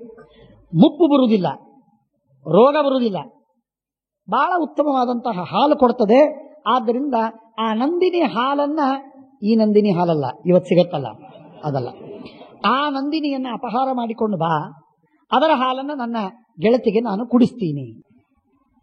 ಪ್ರಾಯ ಒಂದೇ ದಿವಸಕ್ಕೆ ಅದು ಆಗ್ತಿರ್ಲಿಕ್ಕಿಲ್ಲ ಅಂತ ಅವಳ ಕಲ್ಪನೆ ಇರಬೇಕು. ಹಾಗಾಗಿ ಅದನ್ನು ಅಪಹಾರ ಮಾಡಬೇಕು. ಇಲ್ಲದ್ರೆ ಒಂದ್ಸಲ ವಸಿಷ್ಠರೇ ಒಂದು ಲೋಟ ಹಾಲು ಕೊಡ್ತೀರೇನೋ ಅಂತ ಬೇಡಿದ್ರೆ ಕೊಡ್ತಿದ್ರು ಅವರು. ಹಾಗಿರಲಿಲ್ಲ, ನಿತ್ಯ ಕುಡಿಸ್ಬೇಕು ಅಂತ ಅವಳಿಗೇನೋ ಅಪೇಕ್ಷೆ. ಆದ್ದರಿಂದ ಅಪಹಾರ ಮಾಡಿಕೊಂಡು ಬಾ ಅಂತ. ತನಗಾಗಿ ಬೇಡಿದ್ರೆ ಮಾತು ಬೇರೆ ಇತ್ತು, ಇದು ಮನುಷ್ಯರಿಗಾಗಿ ಬೇಡಿದ್ದು. ಅದು ದ್ಯುನಾಮಕ ವಸುವಿಗೆ ಹೇಳ್ತಾಳೆ, ನೀನು ಅದನ್ನು ಅಪಹಾರ ಮಾಡು, ಬೇಡಿ ತರೋದಲ್ಲ, ಅಪಹಾರ ಮಾಡು. ವಸಿಷ್ಠರ ನಂದಿನಿ ಮೇಲೆ ಬಹಳ ಜನರಿಗೆ ಕಣ್ಣು. ಅಲ್ಲೊಬ್ಬ ಹಿಂದೆ ವಿಶ್ವಾಮಿತ್ರ, ಇವತ್ತು ಈ ದ್ಯುನಾಮಕ ವಸು. ಆಯ್ತು, ದ್ಯುನಾಮಕ ವಸುವಿಗೆ ಹೆಂಡತಿಯ ಮಾತನ್ನ ಪೂರ್ಣವಾಗಿ ಪರಿಪಾಲಿಸಬೇಕು ಅಂತ ಆಜ್ಞಾಧಾರಕನಾಗಿ ಅವನು ಹೊರಟ. ಮಹಾಶೂರ, ಮಹಾವೀರ, ದೊಡ್ಡ ದೇವತೆ, ಮರಿಬೇಡಿ ದಯವಿಟ್ಟು, ಬಹಳ ದೊಡ್ಡ ದೇವತೆ ದ್ಯುನಾಮಕ ವಸು. ಅಂಥ ವಸು ಆದರೂ ಕೂಡ ಹೆಂಡತಿಯ ಮಾತನ್ನು ಕೇಳುವಂತಹ ಒಂದು ಮೋಹ, ಅದು ಮಾಯ, ಅದು ಜಾಲದಲ್ಲಿ ಸಿಕ್ಕ. ಆ ಜಾಲದಲ್ಲಿ ಸಿಕ್ಕದ್ದಕ್ಕಾಗಿ ಆಗಲಿ ಅಂತ ಒಪ್ಪಿಕೊಂಡ. ಸಾಲದ್ದಕ್ಕೆ ಆ ದ್ಯುನಾಮಕ ವಸು ತಾನೊಬ್ಬನೇ ಹೋಗಲಿಲ್ಲ, ತನ್ನ ಅಂತಮಂದ್ರನ್ನೆಲ್ಲ ಕರೆದ, 7 ಜನರನ್ನ ಕರೆದೊಂದ್ಸಲ ಮೀಟಿಂಗ್ ಮಾಡಿದ. ನೋಡಿ, ನನ್ನ ಹೆಂಡತಿ ಹೀಗೆ ಹೇಳಿದ್ದಾಳೆ, ಆದ್ದರಿಂದ ಹೋಗಿ ನಾವು ಅದನ್ನು ಅಪಹಾರ ಮಾಡ್ಕೊಂಡು ಬರಬೇಕು. ಅವರೆಲ್ಲ ಅಂದ್ರು, ಆಗಲಿ ಹೋಗೋಣ ಅಂತ ಹೇಳಿಲ್ಲ, ಪ್ಲಾನ್ ಮಾಡಿದ್ವಿ. ಕಾರಣ ಏನು ಅಂತಂದ್ರೆ, ನಮ್ಮ ಹೆಣ್ಣಂದ್ರೆ ಏನಾದರೂ ನಮಗ್ ಕೆಲಸ ಹೇಳಿದಾಗ ಇವು ಬರಬೇಕು ಅಂತಂದ್ರೆ ಅವನ ಹೆಂಡತಿ ಹೇಳಿದಾಗ ನಾವು ಹೋಗ್ಬೇಕು. ಇದೆಲ್ಲ ಪರಸ್ಪರವಾಗಿರ್ತದೆ, ರೆಸಿಪ್ರೋಕಲ್. ಹಾಗಾಗಿ ಅವನ ಹೆಂಡತಿ ಹೇಳಿದಾಗ ನಾವು ಕೆಲಸ ಮಾಡಿದ್ರೆ, ನಮ್ಮ ಹೆಂಡತಿ ಹೇಳಿದಾಗ ಅವನು ಕೆಲಸ ಮಾಡ್ತಾನೆ. ಆದ್ದರಿಂದ ಮಾಡೋಣ ಅಂತ ಒಪ್ಪಿಕೊಂಡ್ರು. ಆದ್ದರಿಂದ ಹೆಂಡತಿ ಹೇಳಿದ ಕೆಲಸವನ್ನು ಮಾಡತಕ್ಕದ್ದಲ್ಲ ಅಂತ ತಿಳ್ಕೋಬೇಕಾಗಿಲ್ಲ. ತಿಳ್ಕೊಂಡ್ರು ತಪ್ಪಿಲ್ಲ ಬಿಡ್ರಿ, ಒಟ್ಟಿಗೆ ನಿಮ್ಮ ವಿವೇಕದಿಂದ ಮಾಡಬೇಕು, ಇದು ಮುಖ್ಯ. ಕೆಲವರು ಏನಿರ್ತಾರೆ ಪಾಪ, ಸ್ವಂತ ವಿಚಾರ ಶಕ್ತಿ ಇರುವುದಿಲ್ಲ, ಅದು ದೇವದತ್ತ, ಅದು ಯಾರೇನ್ ಮಾಡ್ಲಿಕ್ಕೆ ಬರುವುದಿಲ್ಲ. ಹೆಣ್ಣಂದ್ರಿಗೆ ಒಳ್ಳೆ ವಿಚಾರ ಶಕ್ತಿ ಕೊಟ್ಟಿರ್ತಾನೆ, ಅವರಿಗೆ ಬೇರೆ ಬೇರೆ ದಾರಿಗಳೆಲ್ಲ ಸಿಕ್ತಿರ್ತದೆ. ಮಹಾಮಾರ್ಗನೂ ಇರ್ತದೆ, ಹೈವೇ ಇರ್ತದೆ, ಕೆಲವು ಲೇನ್ಗಳು ಸಿಕ್ತಿರ್ತದೆ, ಸಬ್ವೇ ಇರ್ತದೆ, ಕೆಳಗಿನಿಂದ ಮೇಲಿನಿಂದ. ಇದೆಲ್ಲ ಮಾರ್ಗಗಳು ಗೊತ್ತಿದ್ದರಿಂದ ಅವರೇನೋ ಹೇಳ್ತಾರೆ, ಏನೋ ಕಿವಿ ಊದಿದ್ರು ಅಂತಂದ್ರೆ ಇವನು ಏನು ಶಾಂತಿ ಪಾಠ ಹಾಕಿದ ಗುರುಗಳ ಹತ್ರ ನಂಬುವುದಿಲ್ಲ, ಅಷ್ಟು ಒಪ್ಪಿ ಬಿಡ್ತಾನ್ರಿ. ಅನಿವಾರ್ಯವೂ ಇರ್ತದೆ. ನಾಳೆ ಅವರು ಮಾತು ಕೇಳಲಿಲ್ಲ ಅಂದ್ರೆ ಇವನಿಗೆ ಚರು ಹುಟ್ಟಿಸ್ಕೋಬೇಕು, ತಾನೇ ಅಡಿಗೆ ಮಾಡ್ಕೋಬೇಕು. ಇಂಥ ಆಪತ್ತಿರ್ತದೆ, ಹಾಗಾಗಿ ಒಪ್ಪುತ್ತಾನೆ ಅಂತ ಇಟ್ಕೊಳ್ಳಿ. ಹಾಗಾಗಿ ಈ ದ್ಯುನಾಮಕ ವಸುವಿಗೂ ಹಾಗೆ ಅಡಿಗೆ ಮಾಡ್ಕೋ ಪ್ರಸಂಗ ಬರ್ತಿತ್ತೋ ಏನೋ, ಒಪ್ಪಿಬಿಟ್ಟ. ಏನಿತ್ತೋ ಏನೋ ಕಲ್ಪನೆ ಇಲ್ಲ ನನಗೇನು, ನಾನು ಭೇಟಿಯಾಗಿಲ್ಲ. ಅಂತೂ ಜಾಲದಲ್ಲಿ ಸಿಕ್ಕ, ಒಪ್ಪಿದ. ಆಗಲಿ ಅಂತ ಹೇಳಿ 8 ಜನ ಹೋದ್ರು ನೋಡಿ, ತುಡುಗು ಮಾಡೋದಕ್ಕೆ ಹೋದ್ರು. ವಸಿಷ್ಠ ಋಷಿಗಳು ಸಾಯಂಕಾಲ ಎಲ್ಲ ಕಾರ್ಯಕ್ರಮ ಮುಗಿಸಿ, ಹೋಮ ಹವನ ಎಲ್ಲ ಮುಗಿಸಿ, ಪಾಠ ಗೀಠ ಎಲ್ಲ ಹೇಳಿ, ಹಾಲು ಹಣ್ಣು ಏನು ತಗೊಳ್ಳಿದಿತ್ತು ತಗೊಂಡ್ರು, ಫರಾಳ ಮಾಡಿದ್ರು. ಸಾಯಂಕಾಲ ರಾತ್ರಿ ಮಲ್ಕೊಂಡ್ರು, 9:30 10 ಗಂಟೆಗೆ ಮಲ್ಕೊಂಡ್ರು. ಮುಂಜಾನೆ 3:30 ಹೇಳಬೇಕು. ಇವರು 12:30 1 ಗಂಟೆಗೆ ಪ್ರಾಯಶಃ ಹೋಗಿರ್ಬೇಕು ಅಂತ ಸುಮ್ಮನೆ ನಾನು ಹೇಳ್ತೇನೆ, ಅಲ್ಲೇನು ಬರೆದಿಲ್ಲ. 2:30 ಸಾಮಾನ್ಯ ಮುಂಬೈ ಒಳಗೆ ತುಡುಗಾಗೋದು ಯಾವಾಗಲೂ 2:30 ಆಗ್ತಿರ್ತದೆ. ಹಾಗಾಗಿ 2 ಗಂಟೆಗೆ ಹೋದ ಅಂತ ಇಟ್ಕೊಳ್ಳಿ. 2 ಗಂಟೆಗೆ 8 ಜನ ಹೋಗಿದ್ದಾರೆ. ಅದನ್ನು ಅಪಹಾರ ಮಾಡಿದಾಗ ವಸಿಷ್ಠರಿಗೆ ಗೊತ್ತಾದರೆ ಆಗ ವಸಿಷ್ಠ ಋಷಿಗಳು ಶಾಪ ಕೊಡ್ತಾರೆ. ಏನಿದು ಮನುಷ್ಯರ ಹಾಗೆ ಮಾಡಿ, ಉತ್ತಮ ದೇವತೆಗಳೇನು ನೀವು ಮಾಡೆಲ್ ಸೆಟ್ ಮಾಡಬೇಕು, ಅದು ಬಿಟ್ಟು ನೀನೇ ಅಪರಾಧ ಮಾಡ್ತೀರಿ, ಇಂಥದ್ದು ನೀವು ಮನುಷ್ಯರಾಗಿ ಹುಟ್ಟಿ ಅಂತ ಹೇಳಿ ಶಾಪ ಕೊಟ್ಟು. ಮನುಷ್ಯರಾಗಿ ಹುಟ್ಟಿ ಅಂತ ಶಾಪ ಕೊಡೋದು ಮಾತ್ರವಲ್ಲ, ಆ ಶಾಪದ ಸರಮಾಲಿರಿ ಎಲ್ಲೂ ಇಷ್ಟು ಶಾಪದೊಳಗೆ ಶಾಪ, ಗೊಂದಲದ ಶಾಪಗಳು ಎಲ್ಲೂ ಇಲ್ಲ. ಭಾರಿ ವಿಚಿತ್ರ ಶಾಪಗಳು. ಅದು ಏನು ಪ್ರಾರಬ್ಧವೋ, ಏನು ಹಿಂದಿನ ಕುಲುಸಿಟ್ಟಿದ್ರೋ ವಸಿಷ್ಠರು ಹೇಳಲಿಕ್ಕೆ ಕಷ್ಟ. ಎಲ್ಲಾ ಶಾಪ ಅವರಿಗೆ ಅನಿಸಿದ್ದು ಅನಿಸದೇ ಇದ್ದದ್ದು ಎಲ್ಲಾ ಶಾಪಗಳನ್ನು ವಿಚಾರ ಮಾಡಿ ಆಗ ದಬಾ ಒಂದಾದ ಮೇಲೆ ಒಂದು ಕೊಟ್ಟಾರೆ. ಆಗ ಅವರೆಲ್ಲರೂ ಬೇಡಿಕೊಂಡ್ರು, ಸ್ವಾಮಿ ನಾವೇನು ತಪ್ಪು ಮಾಡಿಲ್ಲ, ಆದ್ದರಿಂದ ನಮ್ಮನ್ನ ಬಿಟ್ಟುಬಿಡಿ ಅಂತ. ಆಗಂದ್ರು ನೀವ್ಯಾರು ಬದುಕಬೇಕಾಗಿಲ್ಲ, ನೀವೆಲ್ಲ ಹುಟ್ಟಬೇಕು. ನಾನು ವರ ಕೊಟ್ಟಿದ್ದೀನಿ, ಶಾಪ ಕೊಟ್ಟಿದ್ದೀನಿ, ನೀವು ಹುಟ್ಟಲೇಬೇಕು. ಆದರೆ ನಿಮ್ಮೆಲ್ಲರ ಆಯುಷ್ಯವೇನಿದೆ, ಇವನು ಯಾವನ ಸಲುವಾಗಿ ನೀವಿಷ್ಟೆಲ್ಲ ತಪ್ಪು ಮಾಡಿದಿರಿ ಅವನಿಗೆ ನಿಮ್ಮೆಲ್ಲರ ಆಯುಷ್ಯ ಹೋಗಬೇಕು. 100 into 8 800 ವರ್ಷ ಅವನಿಗೆ ಬರಬೇಕು. ಭೀಷ್ಮಾಚಾರಿ 800 ವರ್ಷ. ಇದು ಒಂದು. ತಥಾ ಅಷ್ಟಾಯುರಾಪ್ಯತಾಂ ಅನ್ಯೇ ಪುನಃ ಕ್ಷಿಪ್ರ ಮಥೋ ವಿಮೋಕ್ಷತ ಪ್ರಚೋದಯಾಮಾಸ ಚ ಯಾ ಕುಮಾರ್ಗೆ. ಈ ಕೆಟ್ಟ ಮಾರ್ಗದಲ್ಲಿ ಪ್ರಚೋದನೆ ಮಾಡಿದಂತಹ ಆ ಹುಡುಗಿ, ಆ ವರಾಂಗಿ ಅವಳಿದಾಳಲ್ಲ, ಅವಳಿಗೆ ಪ್ರಚೋದಯಾಮಾಸಯ ಕುಮಾರ್ಗೆ ಪತಿಂಹಿ ಸಂಬೇತಿ ನರೇಶು ಜಾತ. ಅವಳಿಗೆ ಅಂಬಾ ಅನ್ನುವ ಹೆಸರಿನಿಂದ ಅವರು ಭೂಮಿಯಲ್ಲಿ ಹುಟ್ಟಬೇಕು. ಏನೇನು ವಿಚಿತ್ರ! ಅಭರ್ತೃಕ, ಮದುವೆನೇ ಆಗೋದು ಬೇಡ ಅವಳಿಗೆ. ಮುಂದಿನ ಜನ್ಮದೊಳಗೆ ಪೂಸ್ತ ಸಮಾಶ್ರಯೇಣ ಅವಳು ಗಂಡಾಗಬೇಕವಳು. ಏನು ಸಾಲಾಗಿ ಶಾಪರಿ, ಅನ್ಯೂಶುವಲ್. ಒಂದೇನೋ ಶಾಪ ಕೊಡ್ತಿರ್ತಾರೆ. ಇಲ್ಲಿ ಯಾಕೆ ಹೀಗೆ, ಏನಾಯ್ತೋ ಏನೋ, ಯಾವ ಮೂಡಿನೊಳಗಿದ್ರು ವಸಿಷ್ಠರು, ಪ್ರಾಯ ಭಾರಿ ವಿಚಿತ್ರ ಶಾಪ. ನೀವು 8 ಜನ ಹುಟ್ಟಬೇಕು, 7 ಜನ ಸಾಯಬೇಕಾದರೆ ಒಬ್ಬರು ಮಾತ್ರ 800 ವರ್ಷದ ಆಯುಷ್ಯವನ್ನು ಪಡಿಬೇಕು. ಒಂದು, ಇವಳು ಅಂಬಾಂತನ ಹೆಸರಿನಿಂದ ಹುಟ್ಟಬೇಕು, ಅವಳಿಗೆ ಮದುವೆ ಆಗಬಾರದು. ಅಭರ್ತಕ ಮೊದಲನೇ ಜನ್ಮದೊಳಗೆ. ಮುಂದಿನ ಜನ್ಮದೊಳಗೆ ಪೂಸ್ತ ಸಮಾಶ್ರಯೇಣ ಅವಳು ತಪಸ್ಸು ಮಾಡಿ ಗಂಡಾಗಬೇಕವಳು, ಪುರುಷ ದೇಹವನ್ನು ಪಡಿಬೇಕವಳು. ಅಷ್ಟೇ ಅಲ್ಲ, ಆ ಜನ್ಮದಲ್ಲಿ ತನ್ನ ಗಂಡನಿಗೆ ಕೊಲ್ಲುವುದಕ್ಕೆ ಕಾರಣವಾಗಬೇಕು. ಶಿಖಂಡಿಯಾಗಿ ಅವಳೇ ಭೀಷ್ಮರ ಸಂಹಾರಕ್ಕೆ ಕಾರಣವಾಗ್ತಾಳೆ. ಇವನು ಬ್ರಹ್ಮಚರ್ಯ ಭವತ್ವಸೌ ಬ್ರಹ್ಮಚರ್ಯೈಕ ನಿಷ್ಠ. ಇವನು ಅಖಂಡ ಬ್ರಹ್ಮಚರಿ. 800 ವರ್ಷ ಯಾರೇನ್ ಮಾಡಿದ್ರು ನಾ ಬ್ರಹ್ಮಚಾರಿ ಅಂತ ಹೇಳಿ ಅವನು ಬ್ರಹ್ಮಚಾರಿ ಆಗಬೇಕು. ಇಷ್ಟು ಮಾತ್ರವಲ್ಲ, ಇವರಿಬ್ಬರಿಗೆ, ಈ ಅಂಬಾ ಮತ್ತು ಭೀಷ್ಮರಿಗೆ ಮಹಾನ್ ವಿರೋಧಶ್ಚ ಭಕ್ತಯೋರ್ಭವೇತ. ಭಾರಿ ದೊಡ್ಡ ವಿರೋಧವಾಗಬೇಕು, ಜಗಳವಾಗಬೇಕು. ಇಷ್ಟಕ್ಕೆ ಮುಗಿಲಿಲ್ಲ. ಈ ಭೀಷ್ಮ ಇದಾನಲ್ಲ, ಅಂದ್ರೆ ಭೀಷ್ಮ ಅಲ್ಲ, ಇವನು ವಸು, ದ್ಯುನಾಮಕ. ಈ ದ್ಯುನಾಮಕ ವಸು ಇವನು 8 ಜನರು ಗರ್ಭವಾಸ ಮಾಡಿದಾಗ ಏನು ದುಃಖವನ್ನು ಅನುಭವಿಸಬೇಕೋ ಅಷ್ಟೆಲ್ಲಾ ದುಃಖವನ್ನು ಅನುಭವಿಸಬೇಕು ಇವನು. ಮತ್ತೊಂದು ಅಂದ್ರೆ ದೊಣ್ಣೆ ತಗೊಂಡು ರಪ ರಪ ರಪ ಹೊಡೆದ್ರು ಸುಖ. ಶಾಪ ಕೊಟ್ಟಾರೆ ನೆನಪಾದದ್ದು ಎಲ್ಲೆಲ್ಲೆಲ್ಲೆಲ್ಲೆಲ್ಲೆ ವಿಷಕಲಿತವಾಗಿ ಏನೇನಿತ್ತು ನೋಡಿ, ಎಲ್ಲಾ ಶಾಪಗಳನ್ನು ನೆನೆಸಿ ಕೊಟ್ಟಾರೆ. ತಗೋ ಇದೊಂದು ಶಾಪ. ಸಗರ್ಭವಾಸಾಷ್ಟಕ ದುಃಖಮೇವ. 8 ಜನ ಗರ್ಭವಾಸ ಮಾಡಿದರೆ ಎಷ್ಟು ದುಃಖವಾಗಬೇಕೋ ಅಷ್ಟು ದುಃಖ ಇವನಿಗಾಗಬೇಕು. ಸಮಾಪ್ನುತಾಂ ಶರತಲ್ಪೇ ಶಯಾನಃ. ಶರತಲ್ಪದಲ್ಲಿ ಶರಪಂಜರದ ಮೇಲೆ ಬಿದ್ದು ಅಷ್ಟು ದುಃಖವನ್ನು ಅನುಭವಿಸಬೇಕು. ಮೃತ್ಯಷ್ಟಕೋತ್ಥಾಮಪಿ ವೇದನಂ ಸಹ. 8 ಜನ ಸಾಯುವಾಗ ಏನು ದುಃಖ ಆಗತ್ತೆ, ಆ ದುಃಖವನ್ನ ಇವನು ಶರತಲ್ಪದಲ್ಲಿ ಬಿದ್ದು ಸಾಯಬೇಕು, ಒದ್ದಾಡಬೇಕು, ದುಃಖವನ್ನು ಅನುಭವಿಸಬೇಕು. ಪ್ರಾಪ್ನೋತ ಶಸ್ತ್ರೈರ್ ಬಹುಧಾ ನಿಕೃತ್ತ. ಶಸ್ತ್ರಾಸ್ತ್ರಗಳು ಎಲ್ಲ ಹೊಡೆದು ಛಿದ್ರ ಆಗಿ ದುಃಖವನ್ನು ಅನುಭವಿಸಬೇಕು. ಮತ್ತೊಂದು ಶಾಪ. ಇಷ್ಟು ಹೇಳಿದಾಗ ಇತೀರಿತಸ್ತೆ ಕಮಲೋದ್ಭವಂತಂ ಜ್ಞಾತ್ವ. ಇಷ್ಟು ಹೇಳಿದ ಮೇಲೆ ಏನೂ ಮಾಡೋ ಹಾಗಿಲ್ಲ. ವಿಚಾರ ಮಾಡಿದ್ರು ಆ ವಸಿಷ್ಠರೊಳಗೆ ಬ್ರಹ್ಮದೇವರು ಇದ್ದು ಶಾಪ ಕೊಟ್ಟಿದ್ದಾರೆ ಅಂತ ಗೊತ್ತಾಯಿತು. ಕಮಲೋದ್ಭವಂತಂ ಜ್ಞಾತ್ವಾ ಸಮುತ್ಸೃಜ್ಯ ಚ ಗಾಂ ಪ್ರಣೇಮಂ. ಆಕಳು ಬಿಟ್ಟು ನಮಸ್ಕಾರ ಮಾಡಿದ್ರು. ಹೋಗುವಾಗ ಬೇಡಿಕೊಂಡದ್ದು ನಮಾನುಷಂ ಗರ್ಭಮವಾಪ್ನೋ ವಯಂ, ಮನುಷ್ಯ ಗರ್ಭದಲ್ಲಿ ಮಾತ್ರ ನಾವು ಹುಟ್ಟುವುದಿಲ್ಲ. ತಥಾಸ್ತು. ನಮಗಿನ್ನೊಂದು ವರ ಬೇಕು. ನಮಸ್ಕಾರ ಮಾಡಿದ್ದಕ್ಕೆ ಮನಸ್ಸು ಕರಗಿತು. ವರ ಇನ್ನೊಂದು ಕೊಡಬೇಕು. ಇವನು ಸರ್ವಜ್ಞನಾಗಬೇಕು ನಮ್ಮ ಭೀಷ್ಮ. ತಥಾಸ್ತು. ಕೀರ್ತಿ ಮನುಷ್ಯ, ಅವರ ಕೀರ್ತಿ ಶಾಶ್ವತವಾಗಿರಬೇಕು. ತಥಾಸ್ತು. ಮಹಾಸ್ತ್ರವೇತ್ತ, ಭಾರಿ ಅಸ್ತ್ರವನ್ನು ತಿಳಿದವನಾಗಿರಬೇಕು. ತಥಾಸ್ತು. ಭವದಂಶಯುಕ್ತ, ಬ್ರಹ್ಮದೇವರೇ ನೀವೇ ಅವನೊಳಗೆ ಬಂದು ಕೂತಿ ಎಲ್ಲ ಕೆಲಸವನ್ನು ಮಾಡಬೇಕು. ತಥಾಸ್ತು. ನಮ್ಮೆಲ್ಲರ ಬಲ ಅವನಿಗೆ ಬರಬೇಕು. ತಥಾಸ್ತು. ಇಷ್ಟು ವರವನ್ನು ಬೇಡಿಕೊಂಡು ಬಂದಿದ್ದಾರೆ ನೋಡಿ. ಅಂದ್ರೆ ವರದ ಸಾಲು ಒಂದು ಕಡೆಗೆ, ಶಾಪದ ಸಾಲು ಒಂದು ಕಡೆಗೆ. ಎರಡೂ ಟ್ರಾಜಿಡಿ ಅನ್ನುವುದು ಮತ್ತು ಸುಖ ಅಂತ ಅನ್ನೋದು ಎರಡೂ ಕ್ಲೈಮ್ಯಾಕ್ಸ್ಗೆ ಹೋಗ್ತದೆ. ಭೀಷ್ಮರ ಜೀವನಗಳು ಕ್ಲೈಮ್ಯಾಕ್ಸ್ಗೆ ಹೋಗ್ತದೆ. ಅವರ ಅಧ್ಯಯನವನ್ನು ನೋಡಿದರೆ 525 ವರ್ಷದ ಅಧ್ಯಯನ. ಅವರು ಉಪದೇಶ ನೋಡಿದರೆ ಶಾಂತಿ ಪರ್ವ, ಅನುಶಾಸನ ಪರ್ವದಂತಹ 600 ಅಧ್ಯಾಯಗಳ ಉಪದೇಶ. ಪರಾಕ್ರಮ ನೋಡಿದರೆ ಪರಶುರಾಮ ದೇವರ ಜೊತೆಗೂ ಬಲ ಅಂತನಿಸಿಕೊಳ್ಳುವಂತೆ ಯುದ್ಧವನ್ನಾಡಿದಂತಹ ಮಹಾಶೂರ. ವ್ರತನಿಷ್ಠನಾದದ್ದನ್ನು ನೋಡಿದರೆ ಅಖಂಡ 800 ವರ್ಷ ಬ್ರಹ್ಮಚರ್ಯ ಪರಿಪಾಲನ. ಇದೇನು ಸಾಮಾನ್ಯವಲ್ಲ. ಆದರೆ ಅಷ್ಟೇ ಅವರ ಪ್ರಾರಂಭದಿಂದ ಕೊನೆವರೆಗೂ ನೋಡಿದರೆ ಆ ದುಃಖಗಳು, ದುಃಖದ ಸಂತಾನ ಅಖಂಡವಾಗಿ ಬರುತ್ತದೆ. ಶಾಪ ಕೊಟ್ಟದ್ದು, ಇವರು ವರವನ್ನು ಬೇಡಿ ಪಡೆದದ್ದು, ಇದೆರಡೂ ಸೇರಿ ಭೀಷ್ಮ ಅನ್ನುವ ಒಂದು ಪಿಂಡ ತಯಾರಾಯಿತು. ಹೀಗೆ ಆಗಿದೆ. ಸ್ವಯಂಭವ ವಸಿಷ್ಠ ಸಂಸ್ಥೇನ ಸುರಾಪಗಮ್ಯಯು ಊಚಸ್ತಥೇನ ಮುದರೇ ವಯಂತೆ ಜಾಯೇಮಹಿ ಕ್ಷಿಪ್ರಮಸ್ಮಾನ್ ಅನತ್ತಂ ಮಿತೀರಿತಾ ಸಾ ವರಮಾಶವವ್ರೆ ತೇಭ್ಯೋಪ್ಯಪಾಪತ್ವ ಮತ ಪ್ರಿಯತ್.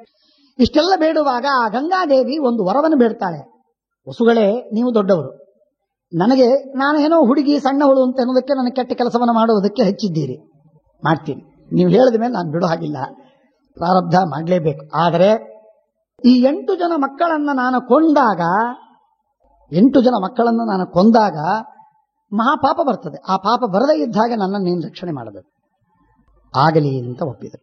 ಇಷ್ಟು 8 ಜನರನ್ನು ಕೊಲ್ಲುವಾಗ ನಾನು ಕೊಂದದ್ದಕ್ಕೆ ನಿಮಗೆ ಆ ಸಂಸ್ಕಾರ ಉಳಿದು ನಾನೇ ಕೊಂದೀನಿ, ಗಂಗಾ ನೀನು ನನ್ನನ್ನು ಕೊಂದಿ ನೀನು ಅಂತ ನೀವು ನನ್ನನ್ನು ಹಂಗಿಸ್ತಾ ಕೂತ್ರೆ, ದೇವಲೋಕದಲ್ಲಿ ನಾವು ಅಲ್ಲಿ ಇಲ್ಲಿ ಹೋಗ್ತಿರ್ತೀವಿ, ಬರ್ತಿರ್ತೀವಿ, ಮೀಟಿಂಗ್ ಆಗ್ತಿರ್ತದೆ, ಭೇಟಿ ಆಗ್ತಿರ್ತದೆ, ಸಭೆ ಸಮಾರಂಭಗಳು, ಕಾರ್ಯಕ್ರಮ, ಮದುವೆ, ಉತ್ಸವ, ಹಬ್ಬ, ರಘುತ್ತಮರ ಆರಾಧನೆ, ಆ ಸಂದರ್ಭಗಳಲ್ಲಿ ಭೇಟಿಯಾದಾಗ ನೀನ್ ನನ್ನನ್ನು ಹಂಗಿಸ್ತಾ ಕೂತ್ರೆ ನೀನೇ ನನ್ನನ್ನು ಕೊಂದದ್ದು. ನೋಡ್ರಿ ಇವಳೆ ನಮ್ಮನ್ನೆಲ್ಲ ಕಚಕ್ ಅಂತ ಹೇಳಿ ನನ್ನನ್ನು ಹಂಗಿಸ್ತಾ ಕೂತ್ರೆ ನನಗೆ ಎಷ್ಟು ದುಃಖವಾಗುತ್ತೆ. ಆದ್ದರಿಂದ ತೇಭ್ಯೋಪ್ಯಪಾಪತ್ವ ಮತ ಪ್ರಿಯತ್ವಂ, ನಾನು ನಿಮಗೆ ಬೇಕಾದವಳಾಗಿ ಉಳಿಬೇಕು, ಅಪ್ರಿಯಳಾಗಬಾರದು. ಸದೈವ ತೇಷಂ ಸದೈವಾತ್ಮನ ಏಕಮೇಶಂ ದೀರ್ಘಾಯುಷಂ ತನ್ ಸುಷುವೇತೆ ಶಂತನೋ. ಹೀಗೆ ಇಷ್ಟೆಲ್ಲ ವರ ಶಾಪ ಢೇರ್ ಹಾಕಿದ್ದಾರೆ. ಇಷ್ಟೆಲ್ಲ ವರಶಾಪಗಳ ಢೇರ್ ಹಾಕಿದ್ದಕ್ಕೆ 8 ಜನ ಹುಟ್ಟಿ 7 ಜನ ಸತ್ತು 8ನೇದವನು ಉಳಿದ. ಆ ಭೀಷ್ಮನ ಕಥೆ ಪ್ರಾರಂಭವಾಯಿತು. ಮಹಾಭಾರತಕ್ಕೆ ಬೀಜಕ್ಷೇಪವನ್ನು ಮಾಡುವುದಕ್ಕೆ ಗಂಗಾದೇವಿ ಭೂಮಿಯ ಮೇಲೆ ಬಂದು ಶಂತನು ಗಂಗಾ ಇವರಿಬ್ಬರೂ ಸೇರಿ ಮಹಾಭಾರತದ ಬೀಜಾರೋಪವನ್ನ ಮಾಡ್ತಾ ಇದ್ದಾರೆ. ಶ್ರೀಕೃಷ್ಣಾರ್ಪಣಮಸ್ತು.